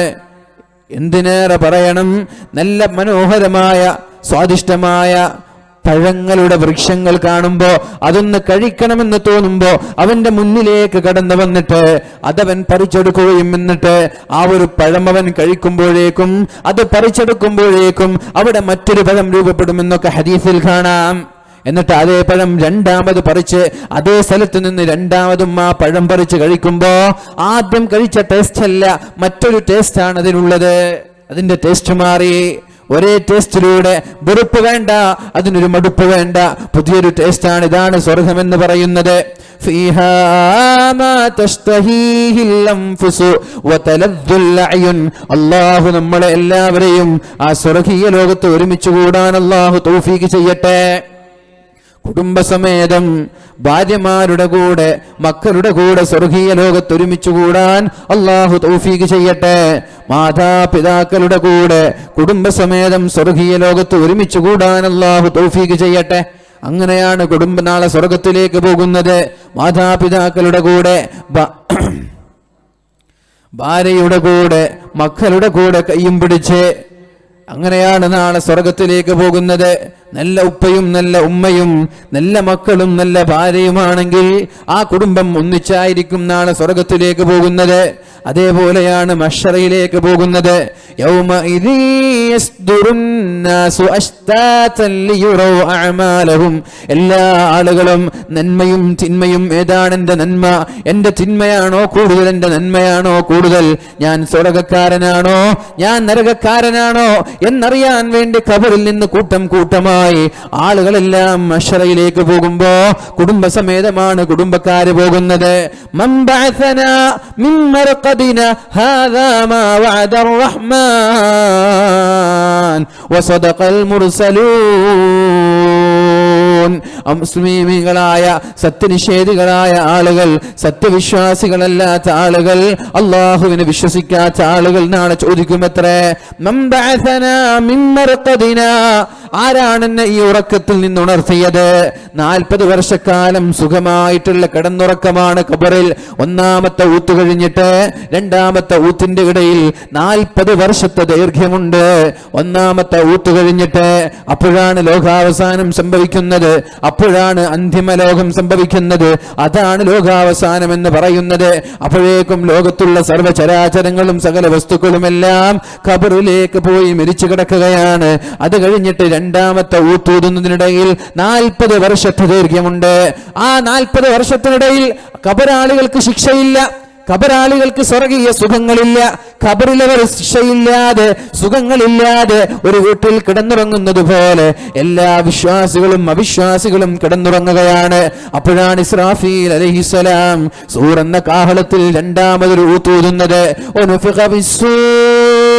فصعق من في السماوات ومن في الأرض إلا ما شاء الله ثم نفخ فيه أخرى فإذا هم قيام ينظرون. ഒന്നാമത്തെ ഊത്തൂതുമ്പോഴാണ് ലോകത്തിലുള്ള സകലമാന ചരാചരങ്ങളും തകർന്ന് തരിപ്പണമായി വീഴുന്നത്. ഇത് ലോകം തന്നെ അംഗീകരിച്ച യാഥാർത്ഥ്യമാണല്ലോ, ശാസ്ത്രലോകം അംഗീകരിച്ച യാഥാർത്ഥ്യമാണല്ലോ. ഈ ലോകത്തിനൊരു തുടക്കമുണ്ടെങ്കിൽ ആ ലോകത്തിന് ഒരസ്തമയമുണ്ട്, ലോകാവസാനമുണ്ട് എന്ന് ഇന്ന് ജീവിച്ചിരിക്കുന്ന സ്റ്റീഫൻ ഹോക്കിംഗ് അടക്കമുള്ള പ്രമുഖരായ ശാസ്ത്രജ്ഞന്മാർ അംഗീകരിച്ച യാഥാർത്ഥ്യമാണല്ലോ. ഏതായാലും ലോകാവസാനമുണ്ട്. അതിനിടയിലുള്ള 40 വർഷക്കാലം കിടന്നുറങ്ങി രണ്ടാമത്തെ ഊത്തൂതുമ്പോഴാണ് അവിശ്വാസികൾ ചോദിക്കുന്നത്, ആരാണ് ഈ ഉറക്കത്തിൽ നിന്ന് ഞങ്ങളെ ഉണർത്തിയത്? യാ വൈലനാ, എന്തിനാണ് ഞങ്ങൾ ഉണർത്തിയത്? ആ സമയത്ത് നല്ലവരായ മുഅ്മിനീങ്ങളായ സത്യവിശ്വാസികളായ ആളുകൾ കുടുംബസമേതമാണ് നാളെ സ്വർഗത്തിലേക്ക് മഹ്ശറയിലേക്ക് പോകുന്നത്. എവിടെ എന്റെ ഉപ്പ, എവിടെ എന്റെ ഉമ്മ, എവിടെ എന്റെ ഭാര്യ, എവിടെ എന്റെ ഭർത്താവ്, എവിടെ എന്റെ മക്കൾ, എവിടെ എന്ന് ചോദിച്ചിട്ട് കുടുംബസമേതം കൂട്ടം കൂട്ടമായിട്ടാണ് ആളുകൾ നാളെ മഹ്ശറയിലേക്ക് പോകുന്നത്. അല്ലാഹു തആല ആ മഹ്ശറ ലോകം വിജയമാക്കി തരട്ടെ. അല്ലാഹു അർശിന്റെ തണൽ നൽകട്ടെ. അല്ലാഹു ആഫി യൗമി കാന മിഖ്ദാറുഹു 50000 സന. ഒരു ദിവസത്തിന്റെ ദൈർഘ്യം എന്ന് പറയുന്നത് 50000 വർഷത്തിന്റെ ദൈർഘ്യമാണ്. അവിടെ ഒരു ദിവസം മാത്രമേ ഉള്ളൂ. ഒരൊറ്റൊരു ദിവസമാണ് മഹ്ശറ എന്ന് പറയുന്നത്. ഇവിടുത്തെ ദിവസം പോലെയല്ല. ഇവിടുത്തെ ദിവസം പോലെ രാവിലെ 6 മണിക്ക് കഴിഞ്ഞ് കണ്ണ് ചിമ്മി തുറക്കുമ്പോഴേക്കും രാത്രി 8 മണിയായി. 8-8:30 മണിക്കാണ് വാല് തുടങ്ങിയത്. ഒന്ന് കണ്ണ് ചിമ്മി തുറന്നേക്കും 2-3 വിഷയങ്ങൾ പറഞ്ഞപ്പോഴേക്കും 10:30 മണിയായത് പൂർത്തിയാക്കാനായി. അപ്പോഴേക്കും ഒരു ദിവസം അസ്തമിക്കുകയാണ്. എന്നാൽ മഹ്ശറയുടെ അവസ്ഥ അതല്ല, മഹ്ശറയുടെ സ്ഥിതി അതല്ല. മഹ്ശറ ഭയാനകമാണ്. ഫീ യൗമി കാന മിഖ്ദാറുഹു 50000 സന. അവിടുത്തെ ഒരു ദിവസം എന്ന് പറയുന്നത് 50000 വർഷത്തിന്റെ ദൈർഘ്യമുണ്ട്. നമ്മൾക്കാകെ 50-40 വയസ്സല്ലേ ആയിട്ടുള്ളൂ അല്ലേ? നമ്മൾക്കാകെ 60 മാക്സിമം പോയ ഒരു 100. 50000 വർഷമാണവിടെ. ആ 50000 വർഷത്തിന്റെ ദൈർഘ്യമുള്ള മഹ്ശറ അല്ലാഹു എളുപ്പത്തിലാക്കി തരട്ടെ. അർശിന്റെ തണൽ നൽകി അല്ലാഹു അനുഗ്രഹിക്കട്ടെ. അവിടെയാണ് നല്ലവരല്ലാത്ത, ദീനീബോധമില്ലാത്ത, ദീനീ ചിട്ടയില്ലാത്ത കുടുംബങ്ങൾ പരസ്പരം കാണുന്നത്. മക്കൾക്ക് ദീൻ പഠിപ്പിക്കാത്ത ഉമ്മമാർ, മക്കൾക്ക് ദീൻ പഠിപ്പിക്കാത്ത ഉപ്പമാർ. ഭൗതികതയുടെ പിന്നാലെയാണ് എല്ലാവരും പോകുന്നത്. പഠിക്കാൻ വേണ്ടി പറഞ്ഞേക്കണം, വേണ്ട എന്നല്ല. ഈ മക്കൾ രാത്രികാലങ്ങളിൽ യാത്ര ചെയ്യാൻ നിങ്ങൾ എങ്ങനെയാണ്, എന്ത് ധൈര്യത്തിലാണ് സമ്മതം കൊടുക്കുന്നത്? അങ്ങനെ സമ്മതം കൊടുക്കുന്നുണ്ടെങ്കിൽ ഒളിച്ചോട്ടങ്ങളിൽ നിങ്ങൾ വിഷമിക്കാൻ പാടില്ല. മതം ഏതായാലെന്ത്, മനുഷ്യൻ നന്നായാൽ മതി എന്നൊക്കെ പറഞ്ഞിട്ടാണ് കല്യാണം നടക്കുന്നത്. അങ്ങനെയുള്ള കല്യാണങ്ങളിൽ നിങ്ങൾക്ക് വിഷമം വരാൻ പാടില്ല. ഇങ്ങനൊരു സ്വാതന്ത്ര്യം നിങ്ങൾ നൽകുകയാണെങ്കിൽ എന്നാൽ കല്യാണം കഴിച്ചോട്ടെ, അതിനും നിങ്ങൾ സ്വാതന്ത്ര്യം നൽകിക്കോളൂ. ആരെങ്കിലും എവിടെയെങ്കിലും ഒളിച്ചോടുമ്പോ നിങ്ങൾ അതിന്റെ പേരിൽ വ്യാകുലപ്പെടാനോ വിഷമിക്കാനോ പാടില്ല. അതിന്റെ പിന്നിലുള്ള യാഥാർത്ഥ്യം ഇതാണ്. ക്യാമ്പസിന്റെ രാഷ്ട്രീയ പാർട്ടികളിൽ പ്രവർത്തിച്ച് ആങ്ങളെ പോലെ മഹ്റമീങ്ങളെ പോലെയാണ് പിന്നെ പ്രവർത്തിക്കുന്നത്. പിന്നെ പരസ്പരം ഒരു മറയില്ല, പരസ്പരം ഒരു മറയില്ലാതെ ഒന്നിച്ചു ജീവിച്ചിട്ട് അവസാനം കല്യാണ സമയങ്ങളിൽ ഉപ്പയും ഉമ്മയും വേണ്ട എന്ന് പറഞ്ഞ് കണ്ടവന്റെ കൂടെ ഇറങ്ങിപ്പോകുന്നതിന്റെ പിന്നിലുള്ളത് മുഖ്യമായും രാഷ്ട്രീയ കലാലയങ്ങളിലുള്ള രാഷ്ട്രീയമാണ്. ഒട്ടുമിക്ക ഭാഗങ്ങളും അതിൽ ബ്ലാക്ക് മെയിലിംഗ് ആണ്. അള്ളാഹു കാക്കട്ടെ നമ്മുടെ സമുദായത്തെ, അള്ളാഹു കാക്കുമാറാവട്ടെ നമ്മുടെ സമുദായത്തെ. പറഞ്ഞു വന്നത് മഹ്ശറാ ലോകത്ത് യൗമ യഫിറുൽ മർഉ മിൻ അഖീഹി وأمه وأبيه وصاحبته وبنيه لكل امرئ منهم. അല്ലാഹു തആല പരിശുദ്ധമായ സൂറത്തിലൂടെ നമ്മെ പഠിപ്പിക്കുകയാണ്, നല്ലവരല്ലാത്ത ഉമ്മമാർ, ദീൻ പഠിപ്പിക്കാത്ത ഉപ്പമാർ, പരസ്പരം ദീനിയായ മേഖലകളിലൂടെ വളർത്താത്ത കുടുംബമാണെങ്കിൽ ആ കുടുംബങ്ങൾ പരസ്പരം കാണുമ്പോ ഉപ്പയിൽ നിന്ന് മക്കളോടുകയാണ്, മക്കളിൽ നിന്ന് ഉപ്പയോടുകയാണ്. ഭാര്യയെ കാണുമ്പോൾ ഭർത്താവ് ഓടുകയാണ്, ഭർത്താവിനെ കാണുമ്പോൾ ഭാര്യയും ഓടി അകലുകയാണ്. ഇതാണ് അവിടെ നടക്കുന്നത്. പക്ഷേ നല്ല കുടുംബങ്ങളാണെങ്കിൽ ഒരു സെക്കൻഡ് പോലും നരകത്തിൽ കിടക്കാത്ത സ്വർഗം അല്ലാഹു നമ്മൾക്ക് നൽകട്ടെ. ഒരു സെക്കൻഡ് പോലും നരകത്തിൽ കിടക്കാത്ത സ്വർഗം അല്ലാഹു നമ്മൾക്ക് നൽകട്ടെ. അതിനു വേണ്ടിയിട്ടാണ് ഈ കുടുംബജീവിതം നമ്മൾ നയിക്കേണ്ടത്. ഭാര്യയിലൂടെ ഭർത്താവിന് സ്വർഗം ലഭിക്കണം, ഭർത്താവിലൂടെ ഭാര്യയ്ക്കും സ്വർഗം ലഭിക്കണം. അല്ലാഹു തൗഫീഖ് ചെയ്യട്ടെ. കുടുംബസമേതമാണ് സ്വർഗത്തിലേക്ക് പോവേണ്ടത്. ആദം നബി അലൈഹിസ്സലാം, ഞാൻ പറഞ്ഞു, മഹാനായ ആദം നബി അലൈഹിസ്സലാമിന് സ്വർഗീയ സുഖങ്ങളെല്ലാം ഉണ്ട് അല്ലേ. ഫീഹാ മാ തഷ്തഹീഹിൽ അൻഫുസ് ഫീഹാ ഐനുൻ ജാരിയ ഫീഹാ സുറുറും മർഫൂഅ വഅക്വാബും മൗളൂഅ വനമാരിഖു മസ്ഫൂഫ വസറാബിയു മബ്സൂസ. നല്ല നല്ല മനോഹരമായ പരവതാനികൾ, നമ്മൾ ആഗ്രഹിക്കുന്നത് പോലെയുള്ള പഴങ്ങൾ, നമ്മൾ ആഗ്രഹിക്കുന്നത് പോലെയുള്ള സുഖങ്ങളെല്ലാം നമ്മുടെ മുമ്പിലേക്ക് കടന്നു വരുമ്പോ അള്ളാഹു പിന്നെ എന്തിനാണ് ആദം നബി അലൈഹിസ്സലാമിന് ഒരു ഇണയെ സ്വർഗത്തിൽ നൽകുന്നത്? നിങ്ങൾ ആലോചിച്ചിട്ടുണ്ടോ ആ വിഷയം? ആദം നബി അതൊറ്റയ്ക്കായിരുന്നല്ലോ. അള്ളാഹു ഭൂമിയിൽ നിന്ന് ഒരു പിടി മണ്ണ് വാരുകയുണ്ടായി, ഭൂമിയിൽ നിന്നൊരു പിടി മണ്ണ് വാരുകയുണ്ടായി. ഖലഖ മിൻഹാ ആദം, അതിൽ നിന്നാണ് അല്ലാഹു തആല ആദം നബി അലൈഹിസ്സലാമിനെ സൃഷ്ടിച്ചത്. ഒരുപിടി മണ്ണ് വാരി, ആ മണ്ണിൽ വ്യത്യസ്തമായ സ്വഭാവക്കാരുണ്ടായിരുന്നു അല്ലേ. മണ്ണിപ്പോ ഒരേ സ്വഭാവക്കാരല്ലല്ലോ. ചില മണ്ണിൽ നന്നായി എന്ത് നട്ടാലും നല്ല ഫലങ്ങൾ നൽകും, ചില മണ്ണ് എത്ര വെള്ളമൊഴിച്ചാലും ഉഷാറാവൂല. ചിലത് പാറയായിരിക്കും, ചിലത് പീഠഭൂമിയായിരിക്കും, ചിലത് സ്ലിപ്പറി വഴുതുന്ന സ്ഥലങ്ങളായിരിക്കും, ചിലത് മണലുള്ളത്. അങ്ങനെ പല സ്വഭാവം മണ്ണിനുള്ളത്, വ്യത്യസ്തമായ സ്വഭാവങ്ങൾ. അപ്പൊ അള്ളാഹു ഒരു പിടി മണ്ണ് വാരി, ആ മണ്ണിൽ നിന്നാണ് അള്ളാഹു തആല മഹാനായ ആദം നബി അലൈഹിസ്സലാമിനെ സൃഷ്ടിച്ചത്. ആദം നബി അലൈഹിസ്സലാമിന്റെ ഭാര്യയിൽ നിന്നാണ് മഹദിയായ ഹവ്വാ ബീവി റളിയല്ലാഹു അൻഹയെ അള്ളാഹു സൃഷ്ടിക്കുന്നത്. രണ്ടുപേരുടെയും സ്വഭാവങ്ങളിൽ വ്യത്യാസമുണ്ടാകും. മണ്ണിന്റെ വ്യത്യസ്തമായ സ്വഭാവങ്ങളായതുകൊണ്ട് തന്നെ അതിൽ നിന്നുണ്ടാകുന്ന മക്കൾ, സന്താനങ്ങളിലും വ്യത്യസ്തമായ സ്വഭാവക്കാരായിരിക്കും. ചില ആളുകൾ ചൂടന്മാരായിരിക്കും, ചില ആളുകൾ തണുപ്പന്മാർ, എത്ര ചൂടാക്കിയാലും ചൂടാവൂല. ചില ആളുകൾ അഹങ്കാരികൾ, ചില ആളുകൾ പല രീതിയിലുള്ള കുറുമ്പും കുശുമ്പും വൈരാഗ്യവും പകയുമുള്ള പല രീതിയിലുള്ള സ്വഭാവക്കാരുണ്ടാകും. അതുകൊണ്ട് തന്നെയാണ് അല്ലാഹുവിന്റെ ഹബീബ് സല്ലല്ലാഹു അലൈഹി വസല്ലമ തങ്ങൾ പറഞ്ഞത്, ലാ യഫ്റുഖു മുഅ്മിനുൻ മുഅ്മിനതൻ, ഒരു ഭർത്താവും ഭാര്യയെ വെറുത്തു പോകരുത് എന്ന് പറഞ്ഞത് കൊണ്ടാണ്. ഒരു ഭർത്താവും ഭാര്യയെയോ ഒരു ഭാര്യയും ഭർത്താവിനെയോ വെറുക്കാൻ പാടില്ല. ലാ യഫ്റുഖു മുഅ്മിനുൻ മുഅ്മിനതൻ, ഒരു മുഅ്മിനായ സഹോദരനും തന്റെ ഭാര്യയെ വെറുത്തു പോകരുത്. ഇൻ കരിഹ മിൻഹാ ഖുലുഖൻ റളിയ മിൻഹാ ആഖർ, തന്റെ ഭാര്യയുടെ ഒരു സ്വഭാവം നിനക്ക് ഇഷ്ടപ്പെട്ടില്ലേ, അതിന്റെ പേരിൽ ദേഷ്യപ്പെടണ്ട, അതിന്റെ പേരിൽ നീ ചൂടാവണ്ട. റളിയ മിൻഹാ ആഖർ, ആ ഭാര്യയ്ക്ക് നിനക്ക് ഇഷ്ടപ്പെടാൻ പറ്റുന്ന, നിനക്ക് സംതൃപ്തി നൽകാൻ പറ്റുന്ന മറ്റൊരു സ്വഭാവം ഉണ്ടാകുമെന്ന് മുഹമ്മദുർ റസൂലുള്ളാഹ്. അല്ലേ? നല്ല പാചകക്കാരിയായ ഭാര്യ ആയിരിക്കും ഒരു പക്ഷേ, പാചകം നന്നായി ചെയ്യും, അൽഹംദുലില്ലാഹ്. ഹോട്ടലിൽ പോലും പോവേണ്ട ആവശ്യമില്ല, 3 നേരം സ്വാദിഷ്ടമായ ഭക്ഷണം എനിക്ക് കഴിക്കാമല്ലോ, ഇതെന്റെ ഭാര്യ ഉണ്ടാക്കി തരുന്ന ഭക്ഷണമാണല്ലോ. എന്റെ ചങ്ങാതിയുടെ അവസ്ഥ എന്താ? മര്യാദക്കൊരു ചായ പോലും വെക്കാൻ പറ്റാത്ത ഭാര്യ.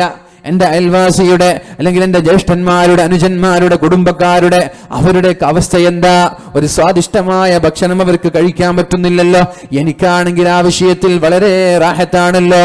എന്റെ ഭാര്യയ്ക്ക് സൗന്ദര്യം അല്പം കുറഞ്ഞാലെന്താ? 3 നേരം സ്വാദിഷ്ടമായ ഭക്ഷണം എനിക്ക് കഴിക്കാമല്ലോ. ഇങ്ങനെയാ നമ്മൾ ചിന്തിക്കേണ്ടത്. എല്ലാം ഉണ്ട്, എന്തില്ല? ഒന്നില്ല. അതിൻ്റെ പേരിൽ ആ കുറവ് നോക്കിയിട്ടല്ല നമ്മൾ പെരുമാറേണ്ടത്.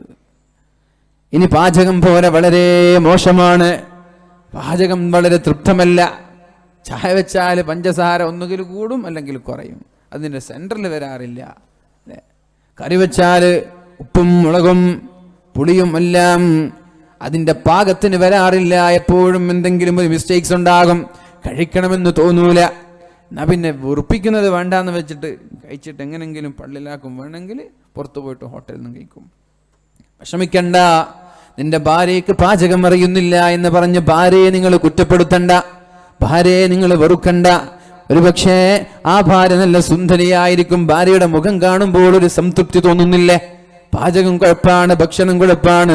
എന്നാൽ നിന്റെ ചങ്ങാതിമാർ, നിന്റെ അയൽവാസികൾ, നിന്റെ കുടുംബക്കാരിലെ, നിന്റെ സുഹൃത്തിന്റെ ഫാമിലി ഫ്രണ്ട്സിന്റെ ഭാര്യമാർ കാണാൻ സൗന്ദര്യമില്ലാതെ, കാണാൻ തീരെ നിറമില്ലാതെ, തീരെ ഭംഗിയില്ലാത്തവരുണ്ടാകുമ്പോ അള്ളാഹു എനിക്ക് സുന്ദരിയായ സുമുഖിയായ നല്ല സൗന്ദര്യമുള്ള പെണ്ണ് തന്നല്ലോ, പെണ്ണിന്റെ മുഖം കാണുമ്പോൾ എനിക്കൊരു സംതൃപ്തി വരുന്നുണ്ടല്ലോ. ഭക്ഷണം അത് കുഴപ്പം തന്നെയാണ്, എന്നാൽ നല്ല സ്വഭാവമുണ്ട്, നല്ല സൗന്ദര്യമുണ്ടല്ലോ. ഇനി സൗന്ദര്യമില്ല, ഇനി പാചകവും പോരാ, അതിന്റെ പേരിൽ നിങ്ങൾ വെറുക്കല്ല. നിങ്ങളുടെ ഭാര്യമാരോട് അനിഷ്ടം തോന്നരുത്. ഒരുപക്ഷേ നല്ല സ്വഭാവക്കാരിയായിരിക്കും, എത്ര സൗന്ദര്യം ഉണ്ടായിട്ടെന്താ, എത്ര ഭംഗിയുണ്ടായിട്ടെന്താ? സ്വഭാവം പോരെങ്കിൽ ഒരു മനുഷ്യന്റെ ജീവിതം താറുമാറായി എന്നതിൽ സംശയമേ ഇല്ല. അല്ലേ? എത്ര സൗന്ദര്യം ഉണ്ടായിട്ടെന്താ, എത്ര ഭംഗിയുണ്ടായിട്ടെന്താ? സ്വഭാവം നന്നല്ലേ ആ മനുഷ്യന്റെ ജീവിതം. നമ്മളെ കാസർഗോഡ് ഭാഷയിലൊക്കെ പറഞ്ഞ നായ നക്കി എന്ന് പറയും. നിങ്ങളെ ഭാഷയിൽ പറയുന്നത് നായ നക്കിയതുപോലെ. യാഥാർത്ഥ്യം അങ്ങനെ തന്നെയല്ലേ? അല്ലേ? കെട്ടിയ പെണ്ണ് സ്വഭാവം മോശമാണെങ്കിൽ നായ നക്കിയ ജീവിതമായിരിക്കും. അപ്പോൾ അങ്ങനെയൊക്കെ ഉണ്ടാകും. അപ്പം എന്ത് വേണം? നിങ്ങൾ വെറുത്തു പോകരുത്, നിങ്ങളുടെ ഭാര്യമാരെ വെറുത്തു പോകരുത്. സ്വഭാവം നന്നായില്ലേ, സ്വഭാവവും മോശമാണ്, അതിലും നിങ്ങൾ വിഷമിക്കണ്ട. ഒരുപക്ഷേ മക്കൾക്ക് ദീനീ ബോധം നൽകുന്ന, മക്കളെ നന്നായി പഠിപ്പിക്കുന്ന, നല്ല തൻ്റെടമുള്ള, മക്കൾക്ക് നല്ല ദീനീ വിദ്യാഭ്യാസം നൽകുന്ന, ചിട്ടയോടെ വളർത്തുന്ന ഭാര്യയായിരിക്കും. ചുരുക്കി പറഞ്ഞാൽ ഏതെങ്കിലും ഒരു മേഖലയിൽ, ഒരു മേഖലയിൽ നിങ്ങളുടെ ഭാര്യയ്ക്ക് പ്രത്യേകമായ ഒരു കഴിവുണ്ടാകും. ഒരു കഴിവുമില്ലാത്ത ഭാര്യയാണല്ലോ പഠിച്ചോനെ എനിക്ക് കിട്ടിയത്, അങ്ങനെ ഉണ്ടാവും ചില ആളുകൾ. എൻ്റെ ഭാര്യയ്ക്ക് ഇപ്പോൾ സൗന്ദര്യമില്ല, സ്വഭാവമില്ല, പാചകം അറിയുന്നില്ല, അച്ചടക്കമില്ല, ഒന്നുമില്ല, പഠിച്ചോനെ ഞാൻ വിട്ടുപോയി. അങ്ങനെ നിങ്ങൾക്കാർക്കെങ്കിലും തോന്നുന്നുണ്ടെങ്കിൽ അള്ളാഹു നൽകിയ പരീക്ഷണമാണ്. നിങ്ങൾ ക്ഷമിക്കണേ, അള്ളാഹു നിങ്ങളുടെ പാപങ്ങൾ പുറത്തു തരാൻ, അള്ളാഹു നിങ്ങൾക്ക് മഹത്വം നൽകാൻ, അള്ളാഹു നിങ്ങളുടെ ദറജ കൂട്ടിത്തരാൻ, അള്ളാഹു ഉന്നതമായ സ്ഥാനക്കയറ്റം നൽകാൻ വേണ്ടി അള്ളാഹു നിങ്ങൾക്ക് നൽകുന്ന പരീക്ഷണമാണെന്ന് മനസ്സിലാക്കി അള്ളാഹുവിന് വേണ്ടി ക്ഷമിക്കണേ. കാരണം നമ്മുടെ ഭാര്യമാരെന്നുള്ളത് അള്ളാഹുവിന്റെ ഉടമ്പടിയിലാണ് നമ്മൾ ഏറ്റെടുത്തിട്ടുള്ളത്. അള്ളാഹുവിന്റെ നാമത്തിലാണ് ഈ കരാറ്. ഇത് വക്കീലന്മാരെ കൊണ്ടുവന്നിട്ടോ അല്ലെങ്കിൽ ഏതെങ്കിലും വക്കീലന്മാരുടെ കോടതിയുടെ മുമ്പിൽ പോയി രജിസ്റ്റർ ഓഫീസിൽ പോയി ഒപ്പിടലല്ല. നമ്മുടെ വിവാഹം എന്ന് പറയുന്നത് പരിശുദ്ധ റസൂലുള്ളാഹി സ്വല്ലല്ലാഹു അലൈഹി വസല്ലമ തങ്ങൾ പറഞ്ഞതുപോലെ ഇത്തഖുല്ലാഹ ഫിന്നിസാ, നിങ്ങളുടെ ഭാര്യമാരുടെ കാര്യത്തിൽ നിങ്ങൾ അള്ളാഹുവിനെ പേടിക്കണം. ഇത്തഖുല്ലാഹ ഫിന്നിസാ, നിങ്ങളുടെ ഭാര്യമാരുടെ കാര്യത്തിൽ നിങ്ങൾ അള്ളാഹുവിനെ പേടിക്കണം. ഫഇന്നഹുന്ന അവാനുൻ ഇൻദകും, അവർ നിങ്ങളുടെ അടുത്തേക്ക് നിങ്ങളെ പ്രതീക്ഷിച്ച് കടന്നു വന്ന നിങ്ങൾ ശ്രദ്ധിക്കേണ്ട ഒരു വ്യക്തിയാണവൾ. അവളുടെ കണ്ണൂർ ജില്ലക്കാർക്ക് പ്രശ്നം ഉണ്ടാവൂല, അല്ലേ? നിങ്ങളെ നാട്ടുകാർക്ക് ഈ പ്രശ്നം ഉണ്ടാവൂല. കാരണം ഭർത്താവിന്റെ വീട്ടിലേക്ക് അവൾ വരുന്നില്ല, അവൾ നിൽക്കുന്നത് അവളുടെ വീട്ടിലാണ്. മറ്റുള്ള ജില്ലക്കാർക്ക് ഇങ്ങനൊരു പ്രശ്നമുണ്ട്. തന്റെ ഉമ്മയെ, തന്റെ ഉപ്പയെ, തന്റെ ആങ്ങളമാരെ, തന്റെ ജ്യേഷ്ഠത്തിമാരെ, തന്റെ കുടുംബക്കാരെ എല്ലാം ഒഴിവാക്കി എന്ന് പറഞ്ഞാൽ അവരോടെല്ലാം സലാം പറഞ്ഞ് ഇനി ഞാൻ ജീവിക്കേണ്ടത് എന്റെ ഭർത്താവിന്റെ കൂടെയാണല്ലോ എന്ന് പ്രതീക്ഷിച്ചിട്ട്, ഈ ഭർത്താവിനെ പ്രതീക്ഷിച്ചിട്ടാണ് ഈ പെണ്ണ് ഭർത്താവിന്റെ വീട്ടിലേക്ക് വരുന്നത്. പിന്നെ അവിടെയുള്ളത് ഭർത്താവിന്റെ പെങ്ങന്മാരാണ്, ഭർത്താവിന്റെ ഉമ്മയും ഭർത്താവിന്റെ ഉപ്പയുമാണ്, ഭർത്താവിന്റെ ജ്യേഷ്ഠന്മാരുടെ ഭാര്യമാരാണ്. ഒരുപക്ഷെ വീട്ടിലുള്ള സൗകര്യം ഭർത്താവിന്റെ വീട്ടിൽ കിട്ടിക്കൊള്ളണമെന്നില്ല. ഭർത്താവിന്റെ പെങ്ങന്മാര് പ്രശ്നമുണ്ടാക്കിയേക്കാം, ഭർത്താവിന്റെ ഉമ്മമാര് പ്രശ്നമുണ്ടാക്കിയേക്കാം, ഭർത്താവിന്റെ ജ്യേഷ്ഠന്മാരുടെ ഭാര്യമാര് പ്രശ്നമുണ്ടാക്കിയേക്കാം. സത്യത്തിൽ എവിടെയും പ്രശ്നം നടക്കുന്നില്ല. പ്രശ്നം നടക്കുന്നത് അവരുടെ ചിന്തകൾക്കാണ്. ഒരു വീട്ടിലും പ്രശ്നം നടക്കുന്നില്ല, പ്രശ്നം നടക്കുന്നത് അവരുടെ ചിന്തയ്ക്കാണ്. ഇല്ലാത്തത് ചിന്തിക്കുകയാണ്, പറയാത്തത് ചിന്തിക്കുകയാണ്, പറയാത്തത് കേൾക്കുകയാണ്, ഇല്ലാത്തത് കാണുകയാണ്. ഇയ്യാകും വല്ലന്ന ഫഇന്ന ബഅലല്ലന്നി ഇസ്മുൻ. അല്ലാഹുവിന്റെ ഹബീബ് പറയാണ്, നിങ്ങൾ വെറുതെ എന്തൊക്കെയോ ചിന്തിക്കരുത്. രണ്ടുപേര് സംസാരിക്കുമ്പോ, ഉമ്മയും മകളും സംസാരിക്കുമ്പോ ഇവിടെ നിന്നൊരു ഭാര്യ ചിന്തിക്കുന്നത് എന്നെ കുറിച്ചാണല്ലോ, അവർ വേറെ ഏതോ കഥകളാ പറയുന്നത്. എവിടത്തെയോ കഥകൾ പറയുമ്പോ എന്നെ കുറിച്ച് തന്നെയാണ് പറഞ്ഞത്. എന്നിട്ട് ഭർത്താവ് വീട്ടിലേക്ക് വരുമ്പോ ഉമ്മയെ കുറിച്ച്, പെങ്ങളെ കുറിച്ച് പരാതി പറയുന്ന എത്ര ഭാര്യമാരുണ്ട്. സത്യം പറഞ്ഞാൽ ഈ ഉമ്മയും ഈ പെങ്ങളും സംസാരിച്ചത് ഈ പെണ്ണിനെ കുറിച്ചല്ല, വേറെ എവിടുത്തെയോ കഥകളാണ്. അതുകൊണ്ട് നിങ്ങൾ ചിന്തിക്കേണ്ട, അനാവശ്യമായി ചിന്തിക്കരുത്. ഇയ്യാകും വല്ലന്ന, ഇല്ലാത്തത് ചിന്തിക്കരുത്, അനാവശ്യമായി ചിന്തിക്കരുത്, ചിന്തിച്ച് കാട് കയറരുത്. ചില ചിന്തകൾ തെറ്റാണ്, ആ തെറ്റ് കാരണം നരകത്തിലേക്ക് പോവേണ്ടി വരും. ആ തെറ്റ് കളവാണ്, ആ ചിന്തകൾ വരെ തെറ്റാണ്. അതുകൊണ്ട് നിങ്ങൾക്ക് ഉറപ്പില്ലാത്ത എന്തെങ്കിലും ഭാവിച്ചിട്ട്, എന്തെങ്കിലും ഊഹിച്ചിട്ട് അങ്ങനെ പറഞ്ഞുവല്ലോ, അതെന്നെ കുറിച്ചാണല്ലോ, എന്നെ നോക്കിയല്ലോ, ഒന്ന് കണ്ണുരുട്ടിയല്ലോ, പറയുന്ന വാക്കുകൾ വരെ എന്നെ കുറിച്ചാണെന്നൊക്കെ ഇല്ലാത്തത് ചിന്തിച്ചിട്ടാണ് പ്രശ്നങ്ങൾ ഉണ്ടാകുന്നത്. എന്താണെങ്കിലും ഒരു വീടിന്റെ അന്തരീക്ഷത്തിൽ തന്റെ ഭാര്യ കടന്നു വരുന്നത് ഭർത്താവിനെ പ്രതീക്ഷിച്ചിട്ടാണ്. ഭർത്താവിനോട് പരാതികൾ പറയുമ്പോ ചില ഭർത്താക്കന്മാരുണ്ട്, ആ ഭാര്യമാരെ അതിന്റെ പേരിൽ അടിക്കുന്നവരും, അതിന്റെ പേരിൽ പ്രശ്നമുണ്ടാക്കുന്നവരും, അതിന്റെ പേരിൽ അവരെ വേദനിപ്പിക്കുന്നവരും, പെങ്ങന്മാരുടെ ഉമ്മമാരുടെയൊക്കെ കൂടണ്ട എന്നല്ല, ഉമ്മമാര് തന്നെയാണ് ഒരു ഭർത്താവിന് സ്വർഗം നൽകുന്നത്. ഒരു ഭർത്താവിന് സ്വർഗം ലഭിക്കണമെങ്കിൽ ഉമ്മയുടെ കാൽപാദത്തിലാണ് സ്വർഗമുള്ളത്. ഒരു ഭർത്താവിന്റെ സ്വർഗം ഉമ്മയാണ്, ഒരു പെണ്ണിന്റെ സ്വർഗം ഭർത്താവാണ്. ഒരുപക്ഷേ നിരപരാധിയായ നിന്റെ ഭാര്യ നിരപരാധിയായിരിക്കാം. ഇല്ലാത്ത നുണകൾ നിന്നോട് പറഞ്ഞു തന്നിട്ട് എത്ര ആത്മഹത്യകളാണ് നടക്കുന്നത്, എത്ര വീടുകളിലാണ് പീഡനങ്ങൾ നടക്കുന്നത്. പെണ്ണിന്റെ പേരിൽ, സമ്പത്തിന്റെ പേരിൽ, സ്വഭാവത്തിന്റെ പേരിൽ, ജോലി ചെയ്യുന്നില്ല എന്ന പേരിലൊക്കെ എന്തൊക്കെയോ വീട്ടിലുള്ള പീഡനങ്ങൾ. ആരാണത് ചെയ്യുന്നത്? ഭർത്താവിന്റെ പെങ്ങന്മാർ, അല്ലെങ്കിൽ ഭർത്താവിന്റെ ജ്യേഷ്ഠന്മാരുടെ ഭാര്യമാർ, അല്ലെങ്കിൽ ഭർത്താവിന്റെ മാതാവ്. ഈ രീതിയിലുള്ള എന്തൊക്കെയോ പീഡനങ്ങൾ നടന്നിട്ട് ആത്മഹത്യകളൊക്കെ നടക്കുമ്പോ ഞാൻ പറയുന്നത്, എന്റെ ശബ്ദം ശ്രവിക്കുന്ന ഭർത്താക്കന്മാരോട് എന്താണ് യാഥാർത്ഥ്യമെന്നും എന്താണ് സത്യമെന്നും മനസ്സിലാക്കാതെ ഒരു വിഷയത്തിലും ഇടപെടാൻ പാടില്ല. തന്നെ വെറുതെ ആവശ്യമില്ലാതെ ഭർത്താവിന്റെ ഉമ്മമാരെ കുറിച്ച് കുറവുകളും കുറ്റങ്ങളും ഭാര്യമാര് പറയുമ്പോ ഉമ്മമാർക്കെതിരെ ശബ്ദിക്കരുത്, ഉമ്മമാരോട് പിണങ്ങരുത്, ഉമ്മമാരെ വെറുപ്പിക്കരുത്. ഇൻഷാ അല്ലാഹ് ചെലവിന് മാത്രം എന്ന് പറഞ്ഞാൽ എത്ര ചെലവുണ്ട്? ചെലവിന് മാത്രമാണ്, കൂടുതൽ ഇടണ്ടെന്ന്. 500 ഇട്ടാൽ മതി എല്ലാവരും. പരിപാടിയുടെ ചെലവല്ലേ? ഇൻഷാ അല്ലാഹ്. അപ്പോൾ ബക്കറ്റ് വരുമ്പോൾ മാന്യമായ രീതിയിൽ തന്നെ സഹകരിക്കുക. എബവ് ഒരു 100-ന് മുകളിലെങ്കിലും ഇൻഷാ അല്ലാഹ് ഇടുക, കുറക്കണ്ട. അതിന് താഴെ വേണ്ട. 100ഒക്കെ ചെറിയ പൈസ അല്ലേ? അപ്പോൾ 100 ആൻഡ് എബവ്, 500, 1000, 2000, 200, 250, മാക്സിമം ഒരു താഴോട്ട് പോയാൽ മിനിമം ഒരു 50 ആയിക്കോട്ടെ, അതിനേക്കാളും കുറയണ്ട. ഇൻഷാ അല്ലാഹ് അങ്ങനെ ചെയ്യാം. അല്ലാഹു തൗഫീഖ് ചെയ്യട്ടെ. അപ്പോൾ ഞാൻ പറഞ്ഞു വന്നത്, അത് ഭാര്യമാരുടെ വർത്തമാനങ്ങൾ കേട്ടിട്ട് ഉമ്മയോടും പണങ്ങാൻ പാടില്ല. ഭാര്യ എന്തെങ്കിലും പറയുമ്പോൾ എൻ്റെ ഉമ്മ അങ്ങനെ ചെയ്തു, എന്നാൽ പിന്നെ ഉമ്മയ്ക്ക് ഞാൻ ശരിയാക്കി കൊടുക്കാം. അങ്ങനെയുണ്ട്. ഉമ്മമാരെ ഭാര്യമാരുടെ തലയണ മന്ത്രം കേട്ടിട്ട് ഉമ്മമാരെ വെറുക്കുന്നവരുണ്ട്, പെങ്ങന്മാരോട് പിണങ്ങുന്നവരുണ്ട്, സംസാരിക്കാത്തവരുണ്ട്. ഇതൊക്കെ യാഥാർത്ഥ്യമെന്ത് എന്ന് തിരിച്ചറിയണം, സത്യമെന്ത് എന്ന് തിരിച്ചറിയണം. എവിടെയാണ് സത്യമുള്ളത്, എവിടെയാണ് യാഥാർത്ഥ്യമുള്ളത് എന്നറിയാതെ ഒരിക്കലും ഒരു വിഷയത്തിലും ഇടപെടാൻ പാടില്ല.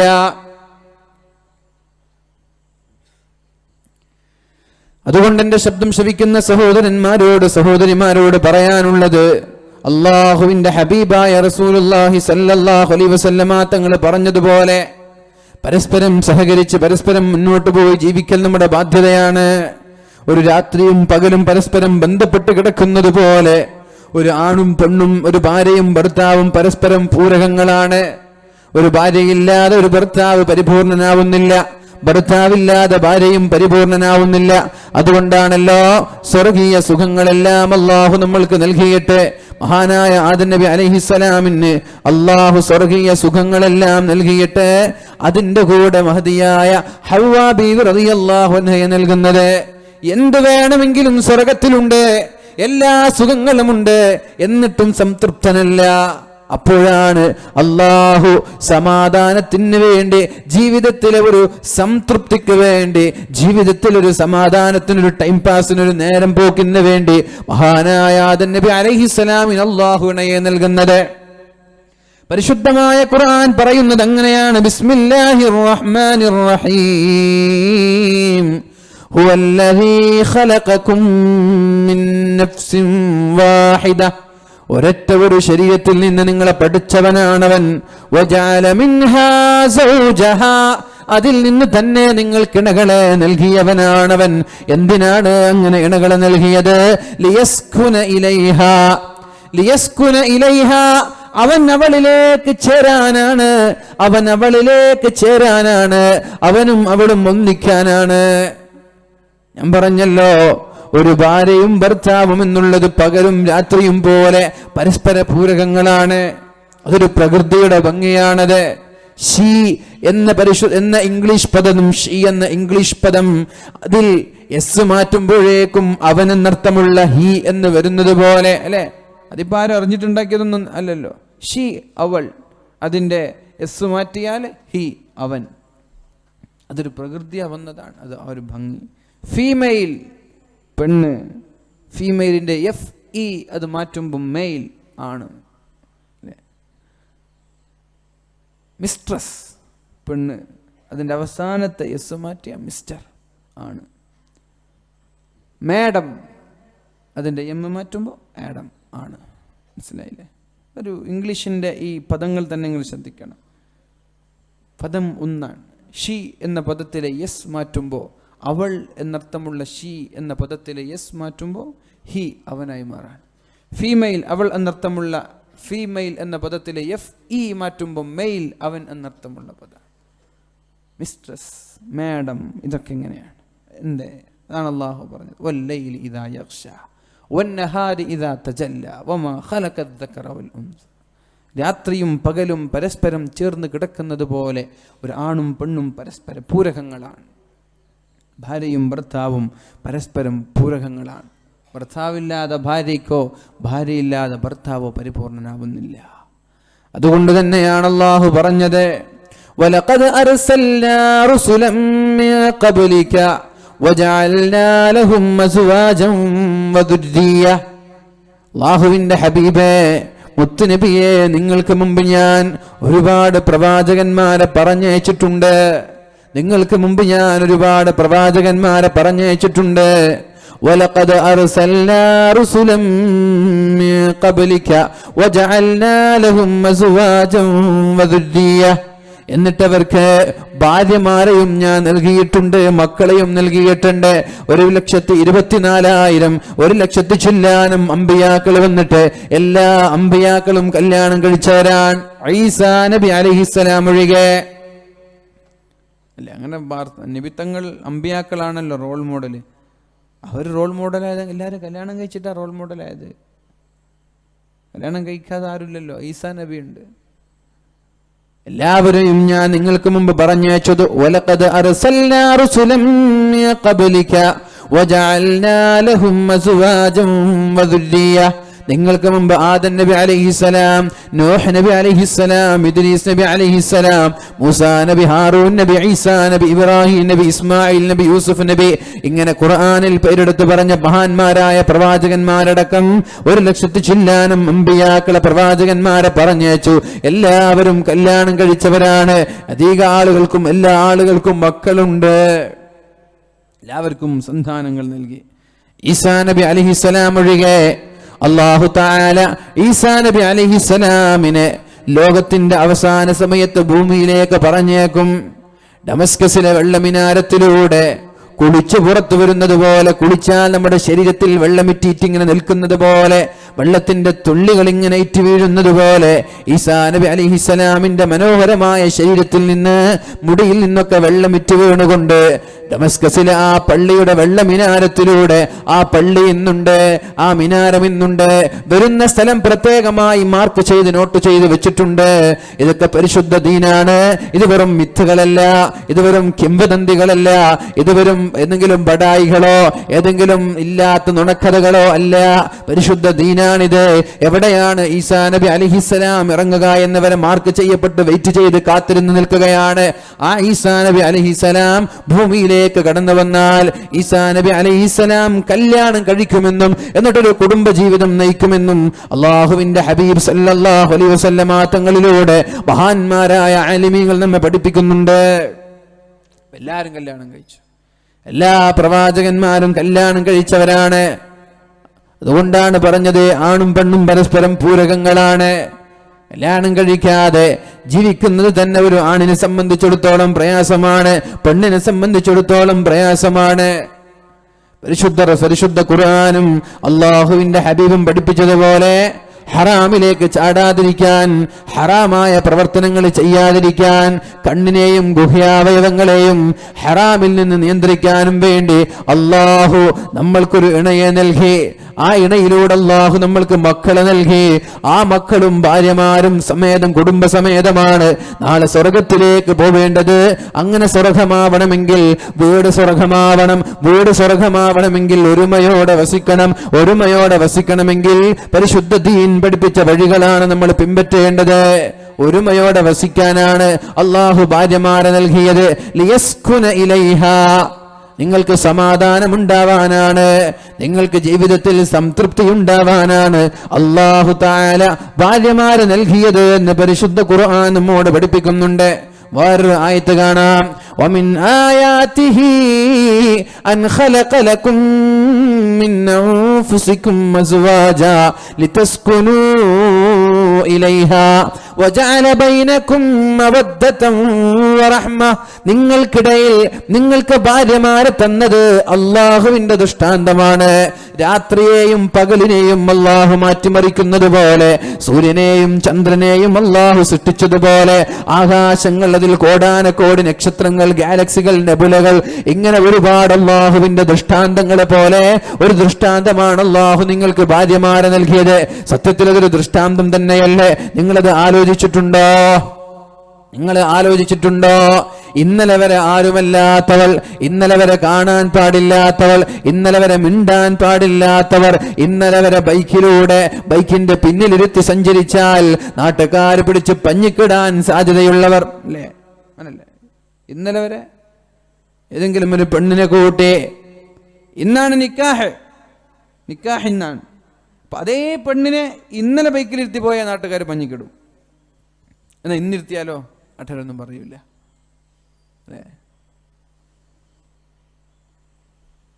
അതാണ് അല്ലാഹു പറഞ്ഞത്. ഇന്നലെ വരെ ഒരു ബന്ധമില്ല, കാണാൻ പാടില്ല, കേൾക്കാൻ പാടില്ല, മിണ്ടാൻ പാടില്ല, കൂടെ ഇരിക്കാൻ പാടില്ല.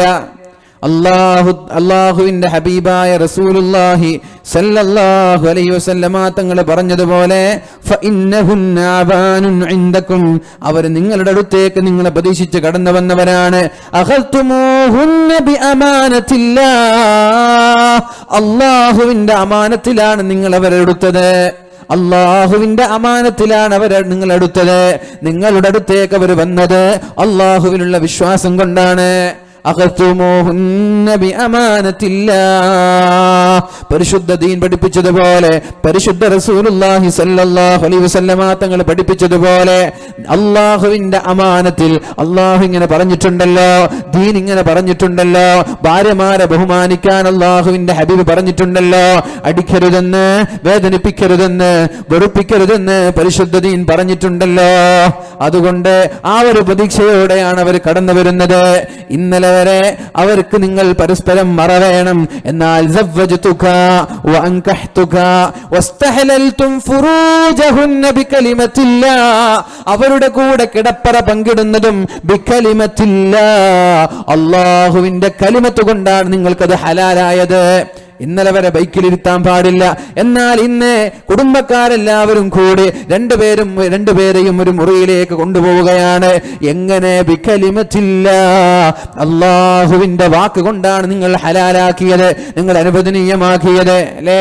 ഉപ്പയ്ക്ക് കാണാൻ പറ്റുന്നതിലപ്പുറം ഒരു ഭർത്താവിന് പിന്നെ കാണാനായി, പിന്നെ ഉപ്പയെക്കാളും വലുത് ഭർത്താവായി, ഉമ്മയെക്കാളും വലുത് ഭർത്താവായി, ആങ്ങളമാരെക്കാളും വലുത് ഭർത്താവായി, പിന്നെ പെണ്ണെ നിന്റെ കുടുംബമല്ല നിനക്ക് വലുത്. ഒരുപക്ഷെ കണ്ണൂർ ജില്ലയിലുള്ള സൗകര്യമനുസരിച്ച് നോക്കുമ്പോ പെണ്ണൊരു പക്ഷേ ഭർത്താവിന്റെ മുകളിൽ ഭർത്താവിനേക്കാൾ സ്വാധീനം ഉപയോഗിക്കാൻ സാധ്യതയുണ്ട്. മഹാനായ ഉമർ ഇബ്നുൽ ഖത്താബ് റളിയല്ലാഹു അൻഹു പറഞ്ഞതുപോലെ, ഉമർ ഇബ്നുൽ ഖത്താബ് റളിയല്ലാഹു അൻഹു പറയുകയുണ്ടായി, നബിയേ, ഞങ്ങൾ മക്കയിലുണ്ടാകുമ്പോൾ ഞങ്ങൾ പറഞ്ഞതുപോലെ ഞങ്ങളുടെ ഭാര്യമാര് കേൾക്കാറുണ്ടായിരുന്നു. ഭാര്യമാർ നല്ല അനുസരണമുള്ള ഭാര്യമാരായിരുന്നു, എന്ത് പറഞ്ഞാലും അനുസരിക്കുമായിരുന്നു. പക്ഷേ ഞങ്ങൾ മദീനയിലെത്തിയപ്പോ മദീനക്കാരായ പെണ്ണുങ്ങളുടെ സ്വഭാവം മക്കക്കാരായ ഞങ്ങളുടെ ഭാര്യമാർക്കും പിടിപ്പെട്ടിട്ടുണ്ട്. അവർ ഞങ്ങളോട് ദേഷ്യപ്പെടാൻ തുടങ്ങിയിട്ടുണ്ട്. ഞങ്ങൾ പറഞ്ഞത് അവരിപ്പോൾ കേൾക്കുന്നില്ല നബിയെ, ഞങ്ങളെക്കാളും സ്വാധീനം അപ്പോൾ അവർ ഉപയോഗിക്കാറുണ്ട് എന്ന് അള്ളാഹുവിന്റെ ഹബീബിനോട് സല്ലല്ലാഹു അലൈഹി വസല്ലമ തങ്ങളോട് മഹാനായ ഉമർ ഇബ്നുൽ ഖത്താബ് റളിയല്ലാഹു അൻഹു പറയുന്നുണ്ട്. മദീനയിലെത്തിയപ്പോ ഞങ്ങളുടെ പെണ്ണുങ്ങളുടെ സ്വഭാവം മോശമായി. നല്ല അച്ചടക്കമുള്ള ഭർത്താക്കന്മാര് പറഞ്ഞതുപോലെ കേട്ടിരുന്ന, വരച്ച വരയിൽ നിർത്തിയിരുന്ന ഭാര്യമാരെല്ലാം തിരിച്ചു കയർക്കാൻ തുടങ്ങി. മഹദിയായ അള്ളാഹുവിന്റെ ഹബീബിന്റെ പ്രിയപ്പെട്ട ഖലീഫയായ ഉമർ ഇബ്നുൽ ഖത്താബ് റളിയല്ലാഹു അൻഹുവിനോട് അദ്ദേഹത്തിന്റെ ഭാര്യ ദേഷ്യപ്പെട്ടപ്പോഴാണ് മഹാനായ ഉമർ തങ്ങൾ ദേഷ്യപ്പെട്ടത്. നിങ്ങൾ ഞങ്ങളോട് ഭർത്താക്കന്മാരോട് ദേഷ്യപ്പെടാൻ തുടങ്ങിയോ?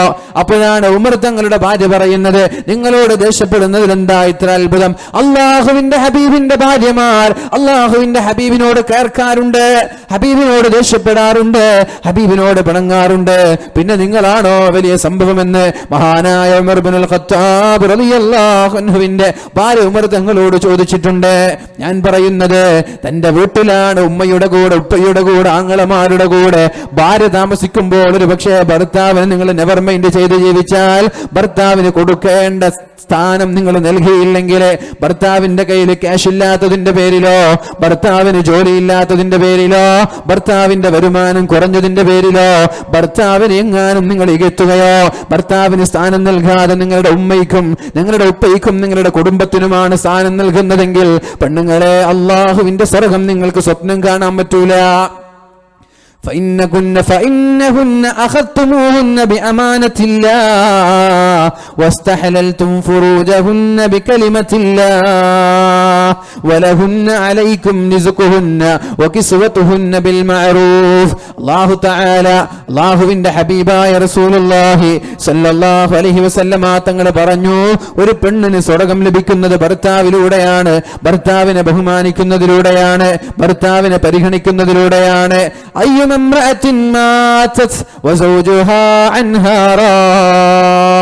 ഒരു പെണ്ണ് മരിക്കുന്ന സമയത്ത്, ഒരു ഭാര്യ മരിക്കുന്ന സമയത്ത് ഭർത്താവിന് പെണ്ണിനെ കുറിച്ച് നല്ല തൃപ്തിയാണ്. നല്ല പെണ്ണായിരുന്നല്ല പഠിച്ചോനെ, ഇനി എങ്ങനെയാണ് ഇങ്ങനൊരു പെണ്ണ് കിട്ടുന്നത്? എന്റെ മക്കളെ നല്ല നോക്കിയിരുന്ന, നല്ല ഭക്ഷണം നൽകിയിരുന്ന, നല്ല സ്നേഹിച്ചിരുന്ന, പ്രശ്നമുണ്ടാക്കാത്ത നല്ല സമാധാനക്കാരിയായ പെണ്ണായിരുന്നല്ല റബ്ബേ, ഇനി ഇങ്ങനൊരു പെണ്ണെനിക്ക് കിട്ടുമോ എന്ന ചിന്തയിൽ ഭർത്താവിന് നല്ല തൃപ്തിയോടെയാണ് ഒരു പെണ്ണ് മരിച്ചു പോകുന്നതെങ്കിൽ, ദഖലത്തിൽ ജന്ന, അവൾ നേരെ കടന്നു പോകുന്നത് സ്വർഗ്ഗത്തിലേക്കാണെന്ന് മുഹമ്മദ് റസൂലുള്ളാഹ്. ഒന്നുമില്ല, ഭർത്താവ് നിങ്ങൾ മരിക്കുന്ന സമയത്ത് ഭർത്താവ് നിങ്ങളെ കുറിച്ച് തൃപ്തരാണെങ്കിൽ നിങ്ങൾ സ്വർഗത്തിലാണ് എന്നാണ് പറഞ്ഞത്. അതുകൊണ്ട് ഭാര്യമാർക്ക് എന്നും പ്രാധാന്യം ഭർത്താക്കന്മാർ തന്നെയാണ്. അവരുടെ കയ്യിൽ ക്യാഷ് ഉണ്ടെങ്കിലും ഇല്ലെങ്കിലും, അവർക്ക് ജോലി ഉണ്ടെങ്കിലും ഇല്ലെങ്കിലും, വരുമാനമില്ലെങ്കിലും ഉണ്ടെങ്കിലും, നിങ്ങൾക്ക് വലുത് നിങ്ങളുടെ ഭർത്താവ് തന്നെയാണ്, ഉമ്മയല്ല.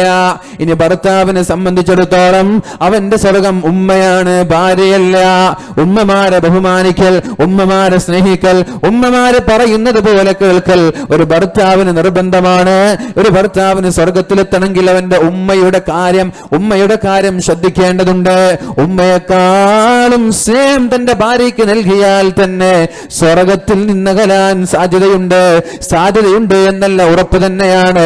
ഉമ്മയ്ക്കാണ് പ്രാധാന്യം നൽകേണ്ടത്, ഭാര്യയ്ക്കല്ല. ഭാര്യയ്ക്ക് സ്നേഹം നൽകണം വേണ്ട എന്നല്ല, ഉമ്മ കഴിഞ്ഞിട്ടാണ് ഭാര്യ. ഉമ്മയെക്കാളും പ്രാധാന്യം ഭാര്യമാർക്കല്ല നൽകേണ്ടത്. അങ്ങനെയാണ് ഒരു ഭർത്താവ് ചെയ്യേണ്ടത്. അല്ലാഹു തൗഫീഖ് ചെയ്യട്ടെ. അല്ലാഹു തആല പറയാണ്, വമിൻ ആയാതിഹി അൻ ഖലഖ ലക്കും മിൻ അൻഫുസികും അസ്വാജാ, നിങ്ങൾക്ക് നിങ്ങളുടെ തന്നെ ശരീരത്തിൽ നിന്ന്, വർഗ്ഗത്തിൽ നിന്ന് ഇണയെ തന്നത് അല്ലാഹുവിന്റെ ദൃഷ്ടാന്തമാണ്. വജഅല യസ്കുന ഇലൈഹാ ലിയസ്കുനു ഇലൈഹാ ലിതസ്കുനു ഇലൈഹാ, നിങ്ങൾക്ക് അവളെ കിട്ടുമ്പോൾ സമാധാനമുണ്ടാവണം. അവളെ കിട്ടുമ്പോൾ നിങ്ങൾക്ക് സമാധാനമുണ്ടാവണം. അതല്ലേ അല്ലാഹുവിന്റെ ഹബീബ് പറഞ്ഞത്. ഏതാണ് നല്ല പെണ്ണ്? അയ്യുൻ നിസാഇ ഖൈറു യാ റസൂലല്ലാഹ്, അല്ലാഹുവിന്റെ ഹബീബേ ഏത് പെണ്ണാണ് നല്ല പെണ്ണ് എന്ന് മഹാന്മാരായ സ്വഹാബാക്കൾ ചോദിച്ചപ്പോ അല്ലാഹുവിന്റെ ഹബീബായ റസൂലുള്ളാഹി സല്ലല്ലാഹു അലൈഹി വസല്ലമ തങ്ങൾ പറഞ്ഞു, അല്ലാഹുവിന്റെ ഹബീബായ റസൂലുള്ളാഹി സല്ലല്ലാഹു അലൈഹി വസല്ലമ തങ്ങൾ പറഞ്ഞത്, നീ നോക്കുമ്പോൾ നിനക്ക് സന്തോഷം നൽകണം. വീട്ടിലേക്ക് പോകുമ്പോൾ നിന്റെ മുഖം ചുളിയാൻ പാടില്ല. വീട്ടിലേക്ക് പോകുമ്പോൾ നിനക്ക് വെറുപ്പല്ല വരേണ്ടത്. വീട്ടിലേക്ക് പോകാൻ തന്നെ ഇഷ്ടമില്ലാത്തൊരവസ്ഥയല്ല വേണ്ടത്. വീട്ടിലേക്ക് പോവാൻ നിനക്ക് ആഗ്രഹം വേണം. എന്റെ അവിടെ പുഞ്ചിരിച്ചിരിക്കുന്ന ഭാര്യ വീട്ടിലേക്ക് കയറുമ്പോൾ തന്നെ ഇങ്ങനെ കയർത്ത മുഖം വീർപ്പിച്ചു നിൽക്കുന്ന ഭാര്യയല്ല. എത്ര പ്രശ്നങ്ങളുണ്ടെങ്കിലും, എത്ര പ്രാരാബ്ദങ്ങളുണ്ടെങ്കിലും, എത്ര പ്രയാസങ്ങളുണ്ടെങ്കിലും നിന്റെ വീട്ടിലേക്ക് കടന്നു വരുമ്പോ പുഞ്ചിരിച്ച് നിന്റെ കയ്യും പിടിച്ച് സലാം പറഞ്ഞുകൊണ്ട് നിന്നെ സ്വീകരിക്കുന്ന ഭാര്യയാണ് നിനക്ക് കിട്ടിയതെങ്കിൽ ആ പെണ്ണിനേക്കാൾ നല്ല പെണ്ണ് വേറെയില്ല എന്ന് മുഹമ്മദ് റസൂലുള്ളാഹ്.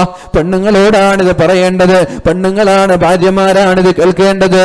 അയ്യുൻ നിസാഇ ഖൈറു യാ റസൂലല്ലാഹ്, ഏത് പെണ്ണാണ് ഏറ്റവും നല്ല പെണ്ണ് എന്ന് അല്ലാഹുവിന്റെ ഹബീബിനോട് ചോദിച്ചപ്പോ അല്ലാഹുവിന്റെ ഹബീബ് പറഞ്ഞ മറുപടിയാണിത്. എത്ര പ്രാരാബ്ദങ്ങൾ ഉണ്ടായിക്കോട്ടെ, ഭർത്താവിന്റെ ഭാഗത്ത് ന്യൂനതകൾ ഉണ്ടായിക്കോട്ടെ, ഭർത്താവിന്റെ ഭാഗത്ത് കുറവുകൾ ഉണ്ടായിക്കോട്ടെ, ദൂരെ നിന്ന് ജോലി കഴിഞ്ഞിട്ടോ എന്തെങ്കിലും നിങ്ങളുടെ കാര്യങ്ങൾ കഴിഞ്ഞിട്ടോ വീട്ടിലേക്ക് കടന്നു പോകുമ്പോൾ ആ പൂമുഖത്ത് നിന്ന് പുഞ്ചിരിച്ചുകൊണ്ട് നിങ്ങളെ സ്വീകരിക്കുന്ന ഭാര്യ, ആ പുഞ്ചിരി കാണുമ്പോൾ നിങ്ങളുടെ പ്രശ്നം അകലുകയാണ്. ആ പുഞ്ചിരി കാണുമ്പോൾ നിങ്ങളുടെ പ്രയാസം തീരുകയാണ്. ആ പുഞ്ചിരി കാണുമ്പോൾ നിങ്ങൾക്ക് സന്തോഷം തോന്നുകയാണ്. എന്നിട്ട് കയ്യും പിടിച്ച് സ്വീകരിച്ച് സലാം പറഞ്ഞ് ഭർത്താവിനെ സുഖിപ്പിക്കുന്ന ഭാര്യ, ആ ഭാര്യയാണ് ലോകത്തെ ഏറ്റവും നല്ല പെണ്ണ് എന്ന് മുഹമ്മദ് റസൂലുള്ളാഹ് സല്ലല്ലാഹു അലൈഹി വസല്ലം. അങ്ങനെയുള്ള ഭാര്യമാരായി മാറാനാണ് ഓരോ ഭാര്യമാരും ശ്രമിക്കേണ്ടത്, ഓരോ ഭാര്യമാരും ശ്രദ്ധിക്കേണ്ടത്. അല്ലാഹു തൗഫീഖ് ചെയ്യട്ടെ, അല്ലാഹു തൗഫീഖ് ചെയ്യട്ടെ. പരിശുദ്ധ റസൂലുള്ളാഹി സല്ലല്ലാഹു അലൈഹി വസല്ലമ തങ്ങൾ ചോദിക്കുന്നുണ്ട്, അലാ ഉഖ്ബിറുകും ബിനിസാഇകും മിൻ അഹ്ലിൽ ജന്ന, സ്വർഗ്ഗത്തിലെ പെണ്ണുങ്ങളെ കുറിച്ച് ഞാൻ നിങ്ങൾക്ക് പറഞ്ഞു തരട്ടെ. സ്വർഗ്ഗത്തിലേക്ക് പോകുന്ന പെണ്ണുങ്ങളെ കുറിച്ച് പറഞ്ഞു തരട്ടെ. അൽവദൂ, നന്നായി സ്നേഹിക്കുന്ന പെണ്ണ്. സാരി വാങ്ങിച്ചു കൊടുക്കുമ്പോൾ മാത്രം സ്നേഹം, അത് വാങ്ങിച്ചു കൊടുത്തില്ലേ പിണക്കമാണ്. അങ്ങനെയല്ലേ ചില പെണ്ണുങ്ങൾ എന്തെങ്കിലും വാങ്ങിച്ചു കൊടുക്കുമ്പോൾ നല്ല സ്നേഹം. അങ്ങാടിയിലേക്ക്, ടൗണിലേക്ക് എന്തെങ്കിലും കൊണ്ടുപോയി ജ്യൂസോ ഭക്ഷണങ്ങളോ വാങ്ങിച്ചു കൊടുത്താൽ നല്ല സ്നേഹമാണെന്ന് പിറ്റേ ദിവസം കൊണ്ടുപോകാൻ പറഞ്ഞു. എന്തെങ്കിലും ഒരു അസൗകര്യം കാരണം കൊണ്ടുപോകാൻ പറ്റിയില്ല, പടച്ചോനെ പിന്നെ സഹിക്കാൻ പറ്റൂല, അന്ന് ഉറക്കില്ല. അങ്ങനെയുള്ള ഭാര്യമാരില്ലേ? പെരുന്നാളിന് ഭാര്യ പ്രതീക്ഷിച്ചതുപോലെയുള്ള വസ്ത്രങ്ങൾ വാങ്ങിച്ചു കൊടുത്തില്ലെങ്കിൽ പിന്നെ അന്ന് പ്രശ്നമാണ്. ഭാര്യ ചോദിച്ചൊരു കാര്യം ചെയ്തു കൊടുത്താൽ മാത്രം സ്നേഹിക്കുന്ന ഭാര്യയല്ല, അത് സ്നേഹമല്ല, അത് ബിസിനസ്സാണ്, അത് നിങ്ങളുടെ സ്വാർത്ഥ താല്പര്യമാണ്. നിങ്ങളുടെ കാര്യം കിട്ടുമ്പോൾ മാത്രമല്ല സ്നേഹിക്കേണ്ടത്, നിങ്ങളുടെ ആവശ്യങ്ങൾ ഉണ്ടാകുമ്പോൾ മാത്രമല്ല സ്നേഹിക്കേണ്ടത്. നിങ്ങൾ സ്നേഹിക്കേണ്ടത് നിങ്ങളെ സഹായിച്ചാലും ഇല്ലേലും, നിങ്ങൾക്ക് കുപ്പായം വാങ്ങിച്ചു തന്നാലും ഇല്ലേലും, നിങ്ങളെ പുറത്ത് കറങ്ങാൻ കൊണ്ടുപോയാലും ഇല്ലേലും, നിങ്ങൾക്ക് എത്ര പ്രാരാബ്ദങ്ങൾ ഉണ്ടായാലും ഇതെന്റെ ഭർത്താവാണെന്ന് പറഞ്ഞ് നെഞ്ചോട് ചേർത്ത് വെക്കാൻ നമ്മുടെ ഭാര്യമാർക്ക് കഴിയണം. ആ ഭാര്യമാര് സ്വർഗത്തിലാണ് എന്ന് മുഹമ്മദ് റസൂലുള്ളാഹ്. അൽ വലൂദ്, പ്രസവിക്കാൻ മടിക്കുന്ന ഭാര്യമാരല്ല. കല്യാണം കഴിഞ്ഞിട്ട് കുട്ടിയായപ്പോ എനിക്കൊരു കുട്ടി മതി, ഇനി ഞാൻ പ്രസവിക്കുന്നില്ല, അല്ലെങ്കിൽ 2 കുട്ടി മതി, ഇനി ഞാൻ പ്രസവിക്കുന്നില്ല എന്ന് പറയുന്നതിന് പകരം എത്രയാണോ അല്ലാഹു എനിക്ക് നൽകുന്നത് അത്രയും സ്വീകരിക്കാൻ ഞാൻ തയ്യാറാണെന്ന് പറഞ്ഞിട്ട് നന്നായി പ്രസവിക്കുന്ന പെണ്ണുങ്ങൾ സ്വർഗത്തിലാണ്. കാരണം ഒരു പ്രസവം എന്ന് പറയുന്നത് എത്ര ക്ഷീണമാണ്, എത്ര പ്രയാസമാണ്. എനിക്കറിയാം, 9ഓളം പെൺകുട്ടികളെ പ്രസവിച്ച ഒരു ഭാര്യ അറിയാ, ഇനിയും പ്രസവിക്കാൻ തയ്യാറാണ്. പെണ്ണായാലും കുഴപ്പമില്ല, സന്തോഷം തന്നെയാണ്. 9 പെണ്ണുങ്ങളാണ് പ്രസവിച്ചത്. അല്ലാഹു ആ മക്കളെയൊക്കെ കൺകുളിർമയുള്ള മക്കളാക്കട്ടെ. അല്ലാഹു റബ്ബ് സുബ്ഹാനഹു വ തആല അവർക്കൊക്കെ കുഫുവത്ത ഇണകളെ അല്ലാഹു നൽകട്ടെ. സാമ്പത്തികമായി നല്ല ഉഷാറുള്ള ആളാണ്, അതുകൊണ്ട് യാതൊരു പേടിയുമില്ല. അയാൾക്കൊരു സന്തോഷമാണ്. അൽഹംദുലില്ലാ. 9ാമത്തെ പെൺകുട്ടി, 8ാമത്തെ 9ാമത്തെ അറിയില്ല, പെടുത്തിട്ട് പ്രസവിച്ചു എന്ന് പറഞ്ഞിട്ട് മെസ്സേജ് അയച്ചിരുന്നു. ഞാൻ പറഞ്ഞു, നിങ്ങൾക്ക് 9 10 കിട്ടിയപ്പോൾ എന്താ കുഴപ്പം, പൈസ ഉണ്ടല്ലോ. അല്ലാഹു റബ്ബ് സുബ്ഹാനഹു വ തആല ആ കുടുംബത്തിൽ സന്തോഷം നൽകട്ടെ. അവരുടെ ബിസിനസ്സിൽ അല്ലാഹു ബർക്കത്ത് ചെയ്യട്ടെ. അല്ലാഹു ആ മക്കൾക്കൊക്കെ കൺകുളിർമയുള്ള മക്കളായ അല്ലാഹു സ്വീകരിക്കട്ടെ. സ്വാലിഹീങ്ങളായ ദീനീ ബോധമുള്ള മരുമക്കൾ അല്ലാഹു നൽകട്ടെ. നല്ല ദീനിന് വേണ്ടി സമസ്തയെ സ്നേഹിക്കുന്ന, ദീനിനെ സ്നേഹിക്കുന്ന നല്ലൊരു പ്രവർത്തകനാണ്. അല്ലാഹു ആഫിയത്തും ഇസ്സത്തും പ്രദാനം ചെയ്യട്ടെ. അല്ലാഹുവിന്റെ ഹബീബ് പറയാണ്, അൽ വലൂദ്, നന്നായി പ്രസവിക്കുന്ന പെണ്ണ് സ്വർഗത്തിലാണ്. അല്ലത്തി, പിന്നെ ഒരു പെണ്ണുണ്ട്, അല്ലത്തി ഇദാ ളുലിമത്, ആ പെണ്ണിനെ ഭർത്താവ് ആക്രമിച്ചാൽ, ഭർത്താവ് അടിച്ചാൽ, ഭർത്താവ് പരിഹസിച്ചാൽ, ഭർത്താവ് വേദനിപ്പിച്ചാൽ, എന്തെങ്കിലും അനിഷ്ടകരമായ വാക്കുകളോ പ്രവൃത്തിയോ ഭർത്താവിന്റെ ഭാഗത്ത് നിന്നുണ്ടായാൽ, എന്നിട്ട് ഭർത്താവ് പിണങ്ങി നിൽക്കുന്നു, സംസാരിക്കുന്നില്ല. ഭർത്താവ് പിണങ്ങി നിൽക്കുന്ന സമയത്ത് അവളും പിണങ്ങി മറ്റൊരു ഭാഗത്തേക്ക് ചെരിഞ്ഞു കിടന്നുറങ്ങുന്നതിന് പകരം ആ ഭർത്താവിന്റെ ഭാഗത്തേക്ക് കടന്നു വന്നിട്ട്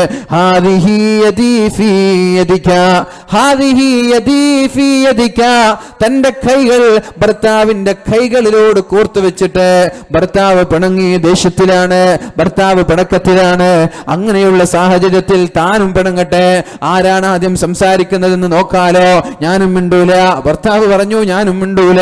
അങ്ങനെ മിണ്ടാതെ മാസങ്ങളോളം കഴിയുന്നതിന് പകരം പ്രശ്നങ്ങൾ ഉണ്ടാകേണ്ട സാഹചര്യത്തില്, പ്രശ്നങ്ങൾ ഉണ്ടാവുന്ന സമയത്തില് ഭർത്താവിന്റെ സമീപത്തേക്ക് കടന്നു ചെന്നിട്ട് തന്റെ 2 വിരലുകളെ, കൈവിരലുകളെ ഭർത്താവിന്റെ കൈയോട് ചേർത്തിട്ട് വിരലുകൾക്കിടയിൽ കൈ കോർത്തിട്ട് ഭർത്താവിനോട് പറയാണ്, ലാ അദൂഖു ഗംലൻ ഹത്താ തർലാ, നിങ്ങൾ എന്നോട് മിണ്ടുന്നത് വരെ ഞാനൊരു ഗ്ലാസ് വെള്ളം കുടിക്കൂല, നിങ്ങൾ എന്നോട് സംസാരിക്കുന്നത് വരെ ഞാൻ ഭക്ഷണം കഴിക്കൂല, നിങ്ങൾ എന്നോട് സംസാരിക്കുന്നത് വരെ ഞാൻ കിടന്നുറങ്ങൂല എന്ന് പറഞ്ഞ് ഭർത്താവിനെ തൃപ്തിപ്പെടുത്തുന്ന പെണ്ണ് സ്വർഗത്തിലാണ് എന്ന് മുഹമ്മദുർ റസൂലുള്ളാഹ്.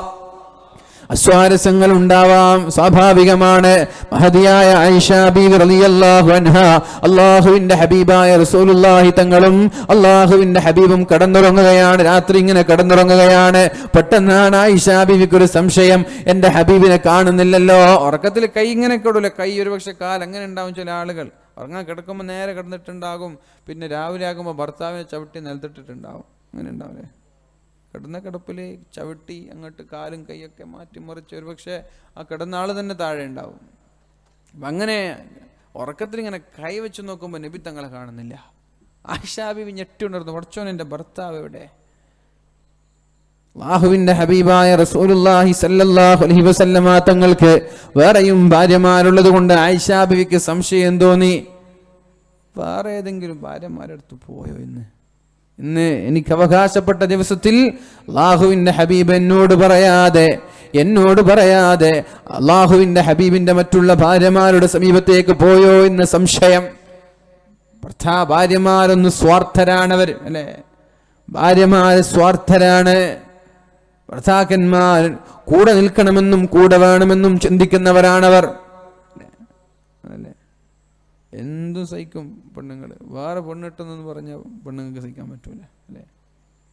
അല്ല പറയാ, ഇനി മതിൽ ചാടിയാലും പ്രശ്നമില്ല, വേറൊരു പെണ്ണിട്ടെന്ന് പറഞ്ഞാൽ സഹിക്കാൻ പറ്റൂല. അങ്ങനെ ഈ ഒരു വിഷയത്തിൽ അവർ സ്വാർത്ഥരാണ്. സ്നേഹം എനിക്ക് മാത്രം വേണമെന്ന് ആഗ്രഹിക്കുന്നവരാണ്. ഭാര്യമാർ. അല്ലാഹുവർക്കൊക്കെ ആഫിയത്തും ഇസ്സത്തും പ്രദാനം ചെയ്യട്ടെ. ഭാര്യമാരില്ലാതെ നിങ്ങൾക്കൊക്കെ ജീവിക്കാൻ പറ്റുമോ? എത്ര ദേഷ്യപ്പെട്ടാലും എത്ര പിണങ്ങിയാലും ഭാര്യമാർ കൂടെ ഇല്ലാതെ ഒരാഴ്ച ജീവിക്കാൻ പറ്റുമോ? ഗൾഫിലൊക്കെ തട്ടിമുട്ടി ജീവിക്കുന്നുണ്ടല്ലോ ഉസ്താദ്, ശരിയാണ്. ഗൾഫിൽ തട്ടിമുട്ടി ജീവിക്കുന്നുണ്ട്, പക്ഷെ നാട്ടിലെ അവസ്ഥയാണ് ചോദിച്ചത്. ആയിഷ ബീവി റളിയല്ലാഹു അൻഹ ഇങ്ങനെ കൈയിട്ട് നോക്കുമ്പോൾ അല്ലാഹുവിന്റെ ഹബീബായ റസൂലുള്ളാഹി സല്ലല്ലാഹു അലൈഹി വസല്ലമ തങ്ങളെ കാണുന്നില്ല. ആയിഷ ബീവി റളിയല്ലാഹു അൻഹയ്ക്ക് സംശയമായി, അല്ലാഹുവിന്റെ ഹബീബ് എവിടെ കാണുന്നില്ലല്ലോ. പിന്നെ വീണ്ടൊന്ന് തെരഞ്ഞു നോക്കി കൈയിട്ടിട്ട് നോക്കുമ്പോൾ നബി തങ്ങളുടെ മുടികൾക്കിടയിലേക്ക് കൈ പ്രവേശിച്ചു. നബി തങ്ങൾക്ക് മനസ്സിലായി ഇത് ആയിഷയ്ക്ക് സംശയം ഉണ്ടായിന്ന്. അല്ലാഹുവിന്റെ ഹബീബായ റസൂലുള്ളാഹി സല്ലല്ലാഹു അലൈഹി വസല്ലമ തങ്ങൾക്ക് സംശയമുണ്ടായി. മനസ്സിലായി ആയിഷ ബീവിക്ക് എന്തോ സംശയമുണ്ടായിട്ടാണ് എന്നിങ്ങനെ തപ്പി നോക്കിയത്, എന്നെ പരതി നോക്കിയത്, എന്തോ ഒരു സംശയമുണ്ടായിട്ടുണ്ട്. അപ്പോഴാണ് അല്ലാഹുവിന്റെ ഹബീബായ റസൂലുള്ളാഹി സല്ലല്ലാഹു അലൈഹി വസല്ലമ തങ്ങൾ ആയിഷ ബീവി റളിയല്ലാഹു അൻഹയോട് ചോദിക്കുന്നത്, ജാഅകി ശൈത്വാനുകി, ആയിഷ ബീവിയെ നിന്റെ പിശാച് നിന്റെ അടുത്തേക്ക് വന്നുവല്ലേ, നിന്നെ എന്തൊക്കെയോ അസ്വസ്ഥതകൾ ഉണ്ടാക്കിയല്ലേ, നിനക്ക് സംശയം ജനിപ്പിച്ചുവല്ലേ, നിന്റെ പിശാച് നിന്റെ അടുത്തേക്ക് വന്നുവല്ലേ. മനസ്സിലാക്കണം, ഒരു ഭാര്യയും ഭർത്താവിനെയും പിരിക്കലാണ്, രണ്ടുപേരെയും വേർപിരിക്കലാണ്. പിശാചിന് ചെയ്യാൻ പറ്റുന്ന, പിശാച് അധ്വാനിക്കുന്ന, പിശാച് ശ്രമിക്കുന്ന ഏറ്റവും വലിയ പ്രവർത്തനം രണ്ടുപേരുടെ ഇടയിലുള്ള സ്നേഹം കളഞ്ഞ് രണ്ടുപേരെയും പിണക്കലാണ് എന്ന് ഹദീസുകളിൽ കാണാം. ഒരു പിശാച് നിസ്കാരം കളാക്കലൊന്നുമല്ല പിശാചിന്റെ വലിയ പ്രശ്നം. നിസ്കാരം കളാക്കലല്ല, സ്വതക്ക കൊടുക്കുമ്പോൾ തടയലല്ല, ഹജ്ജോ വഅദിന് വരുന്നത് തടയലോ അല്ല. രണ്ട്, ഭാര്യയെയും ഭർത്താവിനെയും പിണക്കാൻ കഴിഞ്ഞാലെന്ന് പിശാചിന് സന്തോഷായി. അപ്പൊ തർക്കമുണ്ടാകുമ്പോ പെണ്ണും ആണും ചിന്തിക്കണം, പിശാച് ഇവിടേക്ക് എത്തിയിട്ടുണ്ട് എന്ന്. മനസ്സിലായില്ലേ? ഇനിയിപ്പോ തർക്കങ്ങൾ ഉണ്ടാവില്ല, ഇപ്പൊ ഇനിയും ഉണ്ടാവില്ല. വേല കെട്ടെന്ന് പറഞ്ഞിട്ടിപ്പോ തർക്കമില്ലാതിരിക്കൊന്നുമില്ലല്ലോ. അങ്ങനെ തർക്കമുണ്ടാകുമ്പോ രണ്ടുപേരും പ്രശ്നങ്ങളിലേക്ക് ഇങ്ങനെ കൂടി രണ്ടുപേരും പരസ്പരം ചീത്ത പറയാനും വഴക്കിടാനും തുടങ്ങുമ്പോ മനസ്സിലാക്കണേ, ഇവിടേക്ക് പിശാചെത്തിയിട്ടുണ്ട്. അഊദു ബില്ലാഹി മിനശ് ശൈത്വാനിർ റജീം. അല്ലാഹുവേ, പിശാചിന്റെ ശല്യത്തിൽ നിന്ന് നീ ഞങ്ങളെ കാക്കണേ അല്ലാഹ്. അല്ലാഹു കാക്കട്ടെ, അല്ലാഹു നമ്മളെ സംരക്ഷിക്കട്ടെ. അല്ലാഹുവിന്റെ ഹബീബ് ആയിഷ ബീവിയോട് പറയാണ്, ജാഅകി ശൈത്വാനുകി, നിന്റെ ശൈത്വാൻ നിന്റെ സമീപത്തേക്ക് വന്നുവല്ലേ, നിന്റെ ശൈത്വാൻ നിന്റെ അടുത്തേക്ക് വന്നുവല്ലേ. അമാലക ശൈത്വാൻ, നബിയെ എനിക്ക് മാത്രമല്ലല്ലോ അങ്ങേക്കും ശൈത്വാൻ ഉണ്ടല്ലോ. സായിക്കും വഖരീൻ, എല്ലാ ആളുകൾക്കും ഒരു പിശാചുണ്ട്, ഒരു മലക്കുണ്ട്. എല്ലാ മനുഷ്യന്മാർക്കും തിന്മയിലേക്ക് നയിക്കാൻ ഒരു പിശാചും നന്മയിലേക്ക് നയിക്കാൻ ഒരു മലക്കുമുണ്ട്. മഹ്ശറയിലേക്ക് പോകുമ്പോ ഈ സായിഖിന്റെ കൂടെ, ഈ ഖരീനിന്റെ കൂടെയാണ് നാളെ മഹ്ശറയിലേക്ക് പോവേണ്ടത്. നബി തങ്ങളോട് ആയിഷ ബിവി ചോദിക്കുകയാണ്, യാ റസൂലല്ലാഹ്, അങ്ങേക്കുമുണ്ടല്ലോ നബിയെ പിശാച്, എനിക്ക് മാത്രമല്ലല്ലോ. അതെ, എനിക്കുമുണ്ട് പിശാച്. നബി തങ്ങൾക്ക് വേണമെങ്കിൽ ദേഷ്യപ്പെടാം, നബി തങ്ങൾക്ക് വേണമെങ്കിൽ കയർക്കാം. അള്ളാഹുവിന്റെ ഹബീബ സമയത്ത് പറഞ്ഞത്, അതെ ആയിഷ, എനിക്കുമുണ്ട് പിശാച്, പക്ഷേ അള്ളാഹു എന്നെ സഹായിക്കുകയും എന്റെ പിശാച് ഇസ്ലാം സ്വീകരിക്കുകയും ചെയ്തു, എന്റെ പിശാച് മുസ്ലിം ആവുകയും ചെയ്തു. ഇന്ന് നല്ലതല്ലാതെ എന്റെ പിശാച് എന്നോട് കൽപ്പിക്കാറില്ല.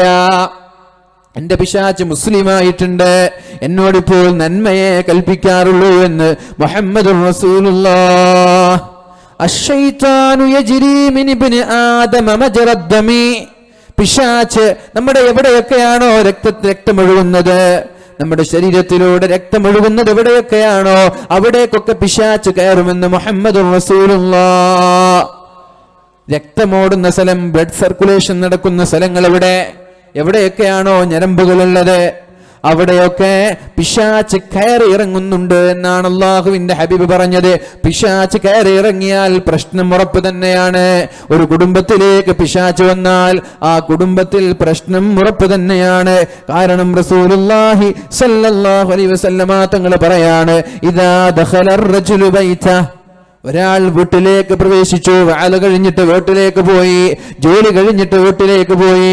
ഫദക്കറല്ലാഹ ഇൻദ ദുഖൂലിഹി, വീട്ടിലേക്ക് കയറുമ്പോ ബിസ്മില്ലാഹിർ റഹ്മാനിർ റഹീം എന്ന് പറഞ്ഞിട്ടാണ് കയറിയത്. വഇൻദ തുആമിഹി, ഭക്ഷണം കഴിക്കുമ്പോൾ ബിസ്മില്ലാഹിർ റഹ്മാനിർ റഹീം എന്ന് പറഞ്ഞാൽ ഖാല ശൈത്വാൻ, ആ വീട്ടിലുള്ള പിശാച്, അവന്റെ കൂടെയുള്ള പിശാച് പറയുമത്രേ, ലാ മബീത ലക്കും, ഇന്ന് നിങ്ങൾക്ക് ഉറങ്ങാൻ സ്ഥലം നഷ്ടപ്പെട്ടിരിക്കുകയാണ്. വീട്ടിൽ പിശാചുണ്ട്, നമ്മുടെ കൂടെ പിശാചുണ്ട്. വീട്ടിലേക്ക് കയറുമ്പോൾ ബിസ്മില്ലാഹിർ റഹ്മാനിർ റഹീം എന്ന് പറഞ്ഞാൽ പിശാച് പറയുമത്രേ, ഇന്ന് നിങ്ങൾക്ക് ഉറങ്ങാനുള്ള സ്ഥലം നഷ്ടപ്പെട്ടിരിക്കുകയാണ്. ബിസ്മി ചൊല്ലി കയറിയ വീട്ടിലേക്ക് പിശാച് വരികയേ ഇല്ല. ബിസ്മി ചൊല്ലി കയറിയ റൂമിലേക്ക് പിശാച് വരികയേ ഇല്ല. മുഹമ്മദുർ റസൂലുള്ളാഹ്. സ്വഹീഹായ ഹദീസുകളാണിത്. ഭക്ഷണം കഴിക്കുമ്പോൾ ബിസ്മി ചൊല്ലിയാൽ പിശാച് തിന്നാൻ പറ്റൂല. ലാ മബീത ലക്കും വലാ ഇശാ, അന്ന് പിശാചുക്കൾ പട്ടിണിയാണ്. വഇദാ ദഖല, ഇനി ബാധ കഴിഞ്ഞു, ജോലി കഴിഞ്ഞു, സ്കൂളിൽ നിന്ന് വന്നു, വീട്ടിലേക്ക് കയറുകയാണ്. ഫലം യദ്കുരില്ലാഹ ഇൻദ ദുഖൂലിഹി, കയറുന്ന സമയത്ത് ബിസ്മില്ലാഹിർ റഹ്മാനിർ റഹീം എന്ന് ചൊല്ലാതെ, ഭക്ഷണം കഴിക്കുമ്പോൾ ബിസ്മി ചൊല്ലാതെ ഭക്ഷണം കഴിച്ചു, കയറുമ്പോൾ ബിസ്മി ചൊല്ലാതെ റൂമിലേക്കും മുറിയിലേക്കും വീട്ടിലേക്കും കയറിയാൽ പിശാച് കൂടെയുള്ള ചങ്ങാതിമാരെ, കൂടെയുള്ള പിശാചുക്കളെ, കൂടെയുള്ള സഹപ്രവർത്തകരെ വിളിക്കുമത്രേ, ഹലുമ്മൂ, ഇങ്ങോട്ട് വാ, അദ്റക്തുമുൽ മബീത്, ഇന്ന് ഉറങ്ങാനുള്ള സ്ഥലം ഇവിടെയുണ്ട്, ഇന്ന് നിങ്ങൾക്ക് ഇവിടെ ഉറങ്ങാമെന്ന് പറഞ്ഞിട്ട് ഒരു ഭാര്യയും ഭർത്താവും കിടന്നുറങ്ങുന്ന മുറിയിൽ പിശാചുക്കളുടെ സങ്കേതമായിരിക്കും മുഅ്മിനീങ്ങളെ. ബിസ്മി ചൊല്ലാതെയാണ് മുറിയിലേക്ക് കയറുന്നതെങ്കിൽ അവിടെ പിശാചുക്കളുടെ ആവാസ കേന്ദ്രമായിരിക്കും. പിന്നെ എങ്ങനെയാണ് ആ മുറിയിൽ പ്രശ്നമില്ലാതിരിക്കുന്നത്? പിന്നെ എങ്ങനെയാണ് ആ മുറിയിൽ അടിയില്ലാതിരിക്കുന്നത്? പിന്നെ എങ്ങനെയാണ് ആ ജീവിതത്തിൽ അസ്വസ്ഥതകളില്ലാതിരിക്കുന്നത്? അസ്വസ്ഥതകളിൽ നിന്ന് രക്ഷപ്പെടാൻ, സ്വസ്ഥതയും സംതൃപ്തിയും കുടുംബജീവിതത്തിൽ ഉണ്ടാവാൻ, വീട് സ്വർഗമാവാൻ വേണ്ടി പിശാചിൽ നിന്ന് അകലാൻ ശ്രമിക്കണം. എങ്ങനെയാണ് പിശാചിൽ നിന്ന് അകലുന്നത്? ഓരോ നിമിഷത്തിലും ഓരോ പ്രവർത്തനത്തിലും അല്ലാഹുവിനെ സ്മരിക്കാൻ തയ്യാറായാൽ, ബിസ്മി ചൊല്ലാൻ, അഊദു ചൊല്ലാൻ, ആയത്തുൽ കുർസി ഓതാൻ തയ്യാറായാൽ തന്നെ ഈ പിശാചിൽ നിന്ന് രക്ഷപ്പെടാൻ പറ്റും. അല്ലാഹു തൗഫീഖ് ചെയ്യട്ടെ. എന്തിനേറെ അല്ലാഹുവിന്റെ ഹബീബ് പറഞ്ഞല്ലോ, ഒരു മനുഷ്യന്റെ ഗുഹ്യാവയവങ്ങളിലേക്ക് പിശാച് നുഴഞ്ഞു കയറുമെന്ന് മുഹമ്മദുർ റസൂലുള്ളാഹ്. ഒരു മനുഷ്യന്റെ, ഒരു ഭർത്താവിന്റെ, ഒരു പുരുഷന്റെ ഗുഹ്യാവയവങ്ങളിലേക്ക് പിശാച് നുഴഞ്ഞു കയറിയിട്ട് ഭാര്യയുമായി കിടപ്പറ പങ്കിടുന്ന സമയങ്ങളിൽ ബിസ്മി ചൊല്ലാതെ കിടപ്പറ പങ്കിട്ടാൽ ഭാര്യയുടെ കൂടെ ഭർത്താവിന്റെ കൂടെ ഈ പിശാചും കിടപ്പറ പങ്കിടുമെന്ന് പരിശുദ്ധ റസൂലുള്ളാഹ്. നമ്മൾ കാണുന്നില്ല, നമ്മൾ അറിയുന്നില്ല. നമ്മളുടെ കൂടെ ശാരീരിക ബന്ധങ്ങളിൽ ഏർപ്പെടാൻ, നമ്മുടെ കൂടെ കിടപ്പറ പങ്കിടാൻ പിശാചുണ്ട് മുഅ്മിനീങ്ങളെ, നിങ്ങൾ അറിയുന്നില്ല.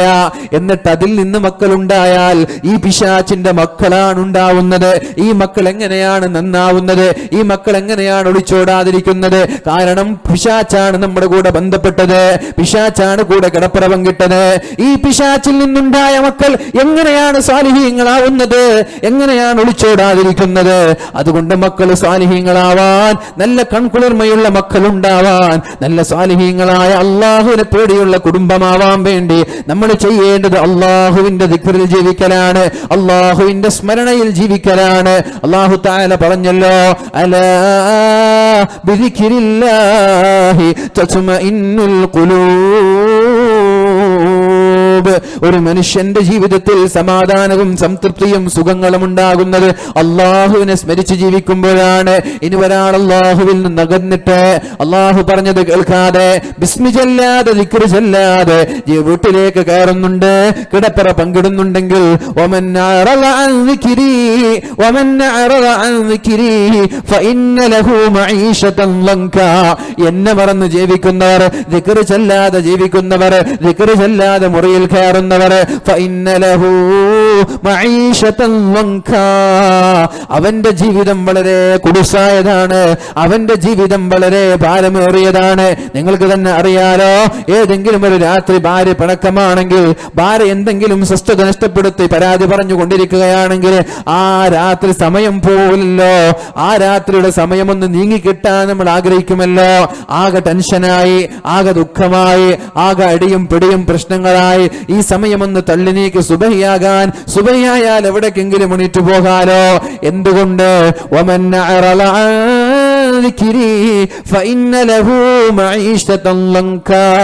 അല്ലാഹുവിന്റെ ദിക്റിൽ നിന്ന് മാറിയത് കൊണ്ടാണ്, അല്ലാഹുവിൽ നിന്ന് അകന്നത് കൊണ്ടാണ് അവിടെ പ്രശ്നമുണ്ടായത്. പ്രശ്നമുണ്ടാവാനുള്ള കാരണം പിശാച് കയറിക്കൂടിയതാണ്. പിശാച് കയറിക്കൂടിയപ്പോ പ്രശ്നായപ്പോ ഫഇന്ന ലഹു മഈശതൻ ലൻകാ, അവന്റെ ജീവിതം അവന് ഭാരമായി തോന്നി, അവന്റെ ജീവിതം അവന് പ്രയാസമായി തോന്നി. സമയം അതിക്രമിച്ചു വരികയാണ്. പരിശുദ്ധ റസൂലുള്ളാഹി സ്വല്ലല്ലാഹു അലൈഹി വസല്ലമ തങ്ങൾ ആയിഷ ബിബി റളിയല്ലാഹു അൻഹയോട് പറയാണ്, ആയിഷ, നിന്റെ പിശാച് നിന്റെ അടുത്തേക്ക് വന്നുവല്ലോ ആയിഷ, നിന്റെ പിശാച് നിന്റെ അടുത്തേക്ക് വന്നിട്ട് സംശയങ്ങൾ ഉണ്ടാക്കിയല്ല ആയിഷ.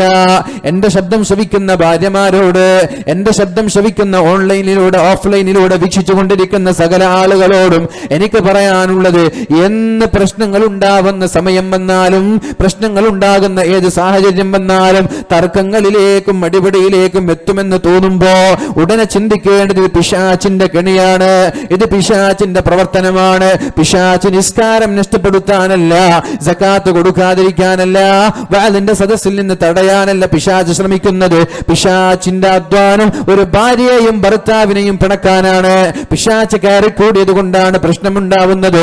അതുകൊണ്ട് അഊദു ബില്ലാഹി മിനശ് ശൈത്വാനിർ റജീം, ബിസ്മില്ലാഹിർ റഹ്മാനിർ റഹീം. അപ്പോഴേക്കും ശരിയാ, എല്ലാ പ്രശ്നവും ശരിയാവും. അല്ലാഹു തൗഫീഖ് ചെയ്യട്ടെ, അല്ലാഹു തൗഫീഖ് ചെയ്യട്ടെ. മഹദിയായ ആയിഷ ബിബി റളിയല്ലാഹു അൻഹയോട് അല്ലാഹുവിന്റെ ഹബീബ് പറഞ്ഞല്ലോ പിശാച് വന്നു എന്ന്. ഒരിക്കൽ ആയിഷ ബിബി റളിയല്ലാഹു അൻഹയോട് അല്ലാഹുവിന്റെ ഹബീബ് പറയുന്നുണ്ട്, ദാവിമീ ഖർഅ ബാബിൽ ജന്ന, സ്വർഗ്ഗത്തിന്റെ വാതിൽ മുട്ടിക്കൊണ്ടേ ഇരിക്കണം ആയിഷ, സ്വർഗ്ഗത്തിന്റെ വാതിൽ മുട്ടിക്കൊണ്ടേ ഇരിക്കണം ആയിഷ. മുട്ടുവീൻ തുറക്കപ്പെടുമെന്നാണല്ലോ അല്ലേ, മുട്ടുവീൻ തുറക്കപ്പെടുമെന്നാണല്ലോ, മുട്ടിയാലാണല്ലോ തുറക്കപ്പെടുന്നത്, മുട്ടാതെ തുറക്കപ്പെടൂലല്ലോ. അതുകൊണ്ട് സ്വർഗ്ഗത്തിന്റെ വാതിൽ മുട്ടിക്കൊണ്ടേ ഇരിക്കണം ആയിഷ. അള്ളാഹുവിന്റെ ഹബീബിനോട് ആയിഷ ബിബി ചോദിച്ചുവല്ലോ, യാ റസൂലല്ലാഹ്, എങ്ങനെയാണ് സ്വർഗ്ഗത്തിന്റെ വാതിൽ ഞാൻ മുട്ടേണ്ടത്? അള്ളാഹുവിന്റെ ഹബീബ് പറഞ്ഞു, ബിൽജൂ, പട്ടിണി കിടന്നിട്ടാണ് സ്വർഗ്ഗത്തിന്റെ വാതിൽ മുട്ടേണ്ടത്. പട്ടിണി കിടക്കുന്ന ആളുകളിലേക്ക് പിശാച് വരൂല. ലൗലാ അന്നശ്ശയാത്വീന ലയഹൂമൂന ഇലാ ഖുലൂബി ബനി ആദം, ഒരു മനുഷ്യന്റെ ഹൃദയത്തിലേക്ക്, ശരീരത്തിലേക്ക് പിശാച് കയറിക്കൂടുമായിരുന്നില്ലെങ്കിൽ ലനളറൂ ഇലാ മലകൂതിസ് സമാ, ആകാശങ്ങളിലെ നിഗൂഢതകൾ, പ്രതിഭാസങ്ങളും അത്ഭുതങ്ങളും അവന്റെ കണ്ണുകൊണ്ട് കാണാൻ പറ്റുമായിരുന്നു. ആകാശങ്ങൾക്കപ്പുറത്തുള്ളത് കാണാൻ പറ്റുന്നില്ലല്ലോ. സ്വർഗീയ ലോകങ്ങളുടേത് കണ്ണിന്റെ മറയത്തുള്ളത് നമ്മൾക്ക് കാണാൻ സാധിക്കുന്നില്ല. പിശാച് കയറിക്കൂടിയത് കൊണ്ടാണ്. പിശാചിനെ ശരീരത്തിൽ നിന്ന് അകറ്റാനുള്ള വഴി പട്ടിണി കിടക്കലാണ്. വയറ് നിറയെ ഭക്ഷണം കഴിക്കരുത്. 24 മണിക്കൂർ ഫാസ്റ്റ് ഫുഡ് ആവട്ടെ, ഹോട്ടലിൽ പോയിട്ടാവട്ടെ, വീട്ടിലാവട്ടെ, വയറ് നിറയെ ഭക്ഷണം കഴിക്കരുത്. എന്നും ഭക്ഷണം ഒരു ഭാഗം മാത്രം കഴിച്ച്, ഒരു ഭാഗം വെള്ളത്തിന് വേണ്ടി ബാക്കി വെച്ച്, ഒരു ഭാഗം എന്നും അവിടെ ഫ്രീ ആയിട്ടിരിക്കണം. അത് തന്നെ ഭക്ഷണം കഴിക്കുമ്പോ വിശന്നാലേ കഴിക്കാൻ പാടുള്ളൂ. 3 നേരം 4 നേരം 5 നേരം എന്ന നിയന്ത്രണം ഭക്ഷണത്തിലില്ല. അതൊക്കെ നമ്മൾ ഉണ്ടാക്കിയതാണ്. നാസ്ത കഴിച്ചാൽ, നാസ്ത കഴിച്ചില്ലെങ്കിൽ പ്രശ്നമാണ്, ഉച്ചക്ക് കഴിച്ചില്ലെങ്കിൽ പ്രശ്നമാണ്, രാത്രി കഴിച്ചില്ലെങ്കിൽ പ്രശ്നമാണ്. അതൊക്കെ നമ്മുടെ ശാസ്ത്രീയ മേഖലകളിൽ പറയപ്പെടുന്നുണ്ടെങ്കിലും വിശന്നാലേ ഭക്ഷണം കഴിക്കുള്ളൂ. മഹാന്മാരായ സ്വഹാബാക്കൾ കഴിക്കുമ്പോൾ തന്നെ വയർ നിറയെ അവർ ഭക്ഷണം കഴിച്ചിട്ടില്ല. അതുകൊണ്ട് അവർക്ക് രോഗവും ഉണ്ടായിട്ടില്ല. വിശന്നാലേ അവർ ഭക്ഷണം കഴിച്ചിട്ടുള്ളൂ. വിശക്കുമ്പോഴാണ് അവർ ഭക്ഷണം കഴിച്ചത്. കഴിക്കുമ്പോൾ തന്നെ വയറ് നിറയെ ഭക്ഷണം കഴിക്കാറില്ല. നമ്മൾ വിശക്കാൻ വേണ്ടി കാത്തിരിക്കാറില്ല. രാവിലെ എണീറ്റ ഉടനെ കണ്ണൂരുകാരെ പുതിയാപ്പിളമാർക്കൊരു ചായ, അല്ലെ, എണ്ണക്കടി, പഴം പൊരിച്ചത്, അതില്ലെങ്കിൽ പിന്നെ പ്രശ്നമായി, അല്ലേ, കുഴപ്പമായി. കണ്ണൂരിലൊരു പുതിയാപ്പിളുടെ കഥ ഇപ്പെടുത്തിട്ടൊരു ഒരു തങ്ങൾ എന്നോട് പറഞ്ഞു, കല്യാണം കഴിക്കാൻ വേണ്ടിയിട്ടേ നിക്കാഹിൻ്റെ സമയമായി. അപ്പോൾ പുതിയാപ്പിള ഇരിക്കുകയാണ്, ഉസ്താദ് എത്തി, തങ്ങന്മാരൊക്കെ എത്തി. ഈ വീട്ടിലെ പുതിയാപ്പിള മാത്രം എത്തിയിട്ടില്ല. അപ്പോൾ പുതിയാപ്പിള ഫോൺ വിളിച്ചിട്ട് നിക്കാഹ് കഴിഞ്ഞോ ചോദിച്ചു. ഇല്ലില്ല, നിങ്ങളിവിടെ? ഇപ്പം ഞാൻ വരുന്നുണ്ട്. അങ്ങനെ വിളിച്ച് ഫോൺ വിളിച്ച്, പുതിയാപ്പിള വരാതെ കല്യാണം കഴിച്ചാൽ പ്രശ്നമില്ല നിങ്ങളുടെ നാട്ടിൽ, അല്ലേ? ആ, പുതിയാപ്പിള വരാതെ കല്യാണം കഴിച്ചാൽ പിന്നെ സബഉൽ മുബിഖാത്ത്, വൻ ദോഷമാണത്. അങ്ങനെ പുതിയാപ്പിള കുറച്ച് കഴിഞ്ഞിട്ട് വീണ്ടും വിളിച്ചു, നിക്കാഹ് കഴിഞ്ഞോ? ഇല്ല. എന്നാൽ ഇപ്പത്തെന്ന് പറഞ്ഞു. ഒരു അരമണിക്കൂർ കഴിഞ്ഞു, 1 മണിക്കൂർ കഴിഞ്ഞു. അതിനിടയിൽ 3, 4, 5 തവണ പുതിയാപ്പിള ഫോൺ വിളിച്ചു. പുതിയാപ്പിളയുടെ ഉദ്ദേശം തങ്ങൾക്ക് മനസ്സിലായി. തങ്ങൾ പറഞ്ഞു, ഇനി ഫോൺ വിളിച്ചാൽ പറയണം നിക്കാഹ് കഴിഞ്ഞു എന്ന് പറയണം എന്ന് പറഞ്ഞു. അടുത്ത ഫോൺ വന്നു, നിക്കാഹ് കഴിഞ്ഞോ? ആ, നിക്കാഹ് കഴിഞ്ഞു. പുതിയാപ്പിള വന്നില്ലേ, കൈയൊക്കെ മടക്കി, ഞാനില്ലാതെ എന്നോട് പറയാതെ നിങ്ങളെങ്ങനെ നിക്കാഹ് കഴിച്ചു? അപ്പോൾ തങ്ങൾ പറഞ്ഞു, പൊന്നുമോനെ, എനിക്കറിയാം നിങ്ങളുടെ ഉദ്ദേശം, നിങ്ങൾക്ക് പ്രശ്നമാക്കാൻ ആഗ്രഹിക്കുന്നത്, നിക്കാഹ് കഴിഞ്ഞിട്ടില്ല, ഇവിടെ ഇരുന്നോളി, എന്നിട്ട് നിക്കാഹ് അയച്ചു കൊടുത്തു. അപ്പോൾ ഇങ്ങനെയുള്ള പുതിയാപ്പിളമാരൊക്കെ ഉണ്ടാകുമ്പോഴേ രാവിലത്തെ ചായൻ്റെ ഒരു കടി കുറഞ്ഞു പോയവന് പ്രശ്നമാണല്ലോ. അപ്പോൾ രാവിലെ നല്ല മനോഹരമായ ചായ, സുബഹി എണിച്ചുടനൊരു ചായ, അത് കഴിഞ്ഞിട്ട് നാസ്ത, അത് കഴിഞ്ഞിട്ടൊരു 11 മണിക്ക് കഞ്ഞിയല്ലേ, കഞ്ഞിയുണ്ടോ? ഇല്ലേ? ഇല്ലേ? ഇവിടില്ല, കഞ്ഞി ഇവിടെ ഇല്ല. കോഴിക്കോട്, ഇവിടെ കോഴിക്കോട് ഡിസ്ട്രിക്റ്റ് കണ്ണൂരാണ്. ഇവിടുത്തെ കല്യാണത്തിൻ്റെ സിസ്റ്റം എങ്ങനെയാണ്? കോഴിക്കോട് ഡിസ്ട്രിക്റ്റാണോ? ഓ, പറഞ്ഞതൊക്കെ പാത്തിലായി പോയല്ലോ. പാത്തിലായിട്ടല്ലേ, നിങ്ങൾക്ക് പറ്റുന്നാണല്ലോ, ഇന്ന് ഫുള്ള് പറഞ്ഞതല്ലേ. എന്തോ ആയിട്ട് ചെയ്താലും സമയം കഴിഞ്ഞു. ലാസ്റ്റ് പറഞ്ഞത് സുഖമായി, നേരത്തെ പറഞ്ഞ നമുക്ക് വിഷയം തന്നെ മാറ്റായിരുന്നു. അപ്പോൾ ഏതായാലും അപ്പോൾ രാവിലെയും ഉച്ചയ്ക്കും രാത്രിയും 11 മണിക്കൊക്കെ ഭക്ഷണം കഴിക്കണം എന്നൊരു നിർബന്ധമില്ല. അത് വിശക്കുമ്പോൾ കഴിക്കണം, കഴിക്കുമ്പോൾ വേറെ നിറയെ കഴിക്കരുത്. രോഗം എന്നൊരു വസ്തു ഉണ്ടാവുകയില്ല. രോഗം വരാതിരിക്കാൻ വേറൊരു മരുന്നും കൂടി ഉണ്ട്. ബിസ്മില്ലാഹിർ റഹ്മാനിർ റഹീം. ബിസ്മില്ലാഹി ഖൈറിൽ അസ്മാഇ ബിസ്മില്ലാഹി റബ്ബിൽ അർളി വസ്സമാ ബിസ്മില്ലാഹില്ലദീ ലാ യളുറു മഅ ഇസ്മിഹി ശൈഉൻ ഫിൽ അർളി വലാ ഫിസ്സമാഇ വഹുവസ് സമീഉൽ അലീം. ഈ ഒരു ദിക്റ് ചൊല്ലി ഭക്ഷണം കഴിച്ചാൽ, വിഷം കഴിച്ചാൽ വരെ ശരീരത്തിലേക്ക് വിഷം കയറൂല എന്ന് മുഹമ്മദുർ റസൂലുള്ളാഹ് സല്ലല്ലാഹു അലൈഹി വസല്ലം. ഇന്നത്തെ ഭക്ഷണം കെമിക്കലുകൾ നിറഞ്ഞതാണ്. ചൈനക്കാരുടെ പ്ലാസ്റ്റിക് മുട്ടയും പ്ലാസ്റ്റിക് അരിയൊക്കെ വന്ന കാലാണ്, അല്ലേ? ചൈനക്കാരെ അരിയൊക്കെ കണ്ടില്ല, പ്ലാസ്റ്റിക്കിൻ്റെ അരി. ക്യാബേജ് വരെ ഉണ്ടാക്കുന്നൊരു വീഡിയോ ഒക്കെ കണ്ടില്ല വാട്സപ്പിൽ. സത്യമാണെന്നറിയില്ല. ക്യാബേജ് ഉണ്ടാക്കുന്ന വീഡിയോ കണ്ടിട്ടുണ്ടാവും. ഞാൻ കണ്ടപ്പോൾ ഞെട്ടിപ്പോയി. ഒറിജിനൽ ക്യാബേജിന് വെല്ലുന്ന ക്യാബേജ്. 40 ദിവസം കൊണ്ട് വളർന്നു വരുന്ന നല്ല ബ്രോയിലർ ചിക്കൻ, അല്ലേ, ഹോർമോണുകൾ കുത്തിവെച്ച് ഇഞ്ചക്ഷൻ വെച്ചിട്ട് 40 ദിവസം കൊണ്ട് ആ കോഴി ഉണ്ടെന്ന് നിങ്ങൾക്കറിയോ? കോഴി നമ്മൾ കഴിക്കൂലേ? 40 ദിവസത്തിൽ ആ കോഴിൻ്റെ വളർച്ച. നമ്മുടെ നാടൻ കോഴി എത്രക്കാണെങ്കിൽ എത്ര വർഷം കാത്തിരിക്കണം? 40 ദിവസം കൊണ്ട് ഹോർമോണുകൾ കുത്തിക്കയറ്റി, ഇഞ്ചക്ഷനുകൾ കുത്തിക്കയറ്റിയ ചിക്കൻ കളർ വരാതിരിക്കുമ്പോൾ നമ്മുടെ ബത്തക്കയിലേക്ക്, തണ്ണിമത്തനിലേക്ക് ഇഞ്ചക്ഷൻ കയറ്റി കളർഫുള്ളാക്കി വെക്കുന്ന ബത്തക്കകൾ, ഫ്രൂട്ട്സുകൾ, കെമിക്കലുകൾ, നമ്മുടെ എൻഡോസൾഫാൻ്റെ കെമിക്കലുകൾ ഉപയോഗിച്ച് എത്താനായ ഓക്കെ 10 അല്ലേ? 10 വായിച്ചില്ലെങ്കിൽ നമുക്കെല്ലാം ഒന്നിച്ചു നോക്കാം എല്ലാവർക്കും. അപ്പോൾ മനസ്സിലായില്ലേ? എൻഡോസൾഫാനൊക്കെ അടിച്ചിട്ട പച്ചക്കറി വരിക തമിഴ്നാടിനൊക്കെ. അതൊക്കെ കഴിച്ചിട്ട് വിഷമല്ലാതെ നമ്മൾ കഴിക്കുന്നുണ്ടോ? ഇങ്ങനെയുള്ള ഭക്ഷണ വിഭവങ്ങളിൽ നിന്ന് ശരീരത്തിലേക്ക് വിഷങ്ങളും രോഗങ്ങളും വരാതിരിക്കാൻ പഠിപ്പിച്ച ഒരു ദിക്ർ പഠിച്ചോളൂ ഈ സഹോദരങ്ങളെ. ഭക്ഷണം കഴിക്കുമ്പോൾ ഇത് ചൊല്ലാതെ കഴിക്കരുത്. ബിസ്മില്ലാഹിർ റഹ്മാനിർ റഹീം, എല്ലാവർക്കും അറിയുന്നതാണിത്. അത് കഴിഞ്ഞിട്ട് ബിസ്മില്ലാഹി ഖൈറിൽ അസ്മാ, ബിസ്മില്ലാഹി ഖൈറിൽ അസ്മാഇ ബിസ്മില്ലാഹി ഖൈറിൽ അസ്മാ ബിസ്മില്ലാഹി റബ്ബിൽ അർളി വസ്സമാ ബിസ്മില്ലാഹില്ലദീ ലാ യദുറു മഅസ്മിഹി ശൈഉൻ ഫിൽ അർളി വലാ ഫിസ് സമാഇ വഹുവസ് സമീഉൽ അലീം. മഹാന്മാരായ പണ്ഡിതന്മാർ രേഖപ്പെടുത്തിയ അള്ളാഹുവിന്റെ ഹബീബിന്റെ ഹദീസാണിത്. വളരെ പ്രബലമായ ഹദീസാണിത്. ഇതൊരാൾ ചൊല്ലി ഭക്ഷണം കഴിച്ചാൽ വിഷം വരെ ശരീരത്തിലേക്ക് കയറൂല എന്നാണ്. ബിസ്മില്ലാഹിർ റഹ്മാനിർ റഹീം. രോഗം വരാതിരിക്കാൻ, ശരീരത്തിന്റെ ആരോഗ്യം നഷ്ടപ്പെടാതെ ആഫിയത്തോടെ ജീവിക്കാൻ ആഗ്രഹിക്കുന്ന എന്ത് ഭക്ഷണം വേണം കഴിച്ചോളൂ. കഴിക്കുമ്പോൾ വേറെ നിറയെ കഴിക്കരുത്. പക്ഷേ ഈ ഒരു ബിസ്മി ചൊല്ലി കഴിക്കാൻ ശ്രമിക്കണേ. ബിസ്മില്ലാഹിർ റഹ്മാനിർ റഹീം. ഉറക്കെ ചൊല്ല്, ബിസ്മില്ലാഹിർ റഹ്മാനിർ റഹീം. ബിസ്മില്ലാഹി ഖൈറിൽ അസ്മാ ബിസ്മില്ലാഹി റബ്ബിൽ അർളി വസ്സമാ ബിസ്മില്ലാഹില്ലദീ ലാ യദുറു മഅസ്മിഹി ശൈഉൻ ഫിൽ അർളി വലാ ഫിസ് സമാഇ വഹുവസ് സമീഉൽ അലീം. ഈ ഒരു ദിക്ർ ചൊല്ലി ബിസ്മില്ലാഹിർ റഹ്മാനിർ റഹീം, കാരുണ്യവാനായ റബ്ബിന്റെ നാമം കൊണ്ട്, ബിസ്മില്ലാഹി ഖൈറിൽ അസ്മാ, പേരുകളിൽ ഏറ്റവും നല്ല പേരുകൊണ്ട്, ബിസ്മില്ലാഹി റബ്ബിൽ അർളി വസ്സമാ, ആകാശത്തിന്റെയും ഭൂമിയുടെയും സൃഷ്ടാവിന്റെ പേരുകൊണ്ട്, ബിസ്മില്ലാഹില്ലദീ ലാ യദുറു മഅസ്മിഹി ശൈഉൻ ഫിൽ അർളി വലാ ഫിസ് സമാഇ വഹുവസ് സമീഉൽ അലീം. ഏത് റബ്ബിന്റെ നാമം കൊണ്ടാണോ ആ റബ്ബിന്റെ നാമം ഉച്ചരിച്ചാൽ ഭൂമിയിലുള്ള ആകാശത്തുള്ള ഒരു ശർറും സംഭവിക്കൂല. അങ്ങനെയുള്ള റബ്ബിന്റെ നാമം കൊണ്ട് ഞാൻ കഴിക്കുന്നു, തിന്നോളൂ, ഒരു വിഷം പോലും ശരീരത്തിലേക്ക് കയറൂല എന്ന് പരിശുദ്ധ റസൂലുള്ളാഹ്.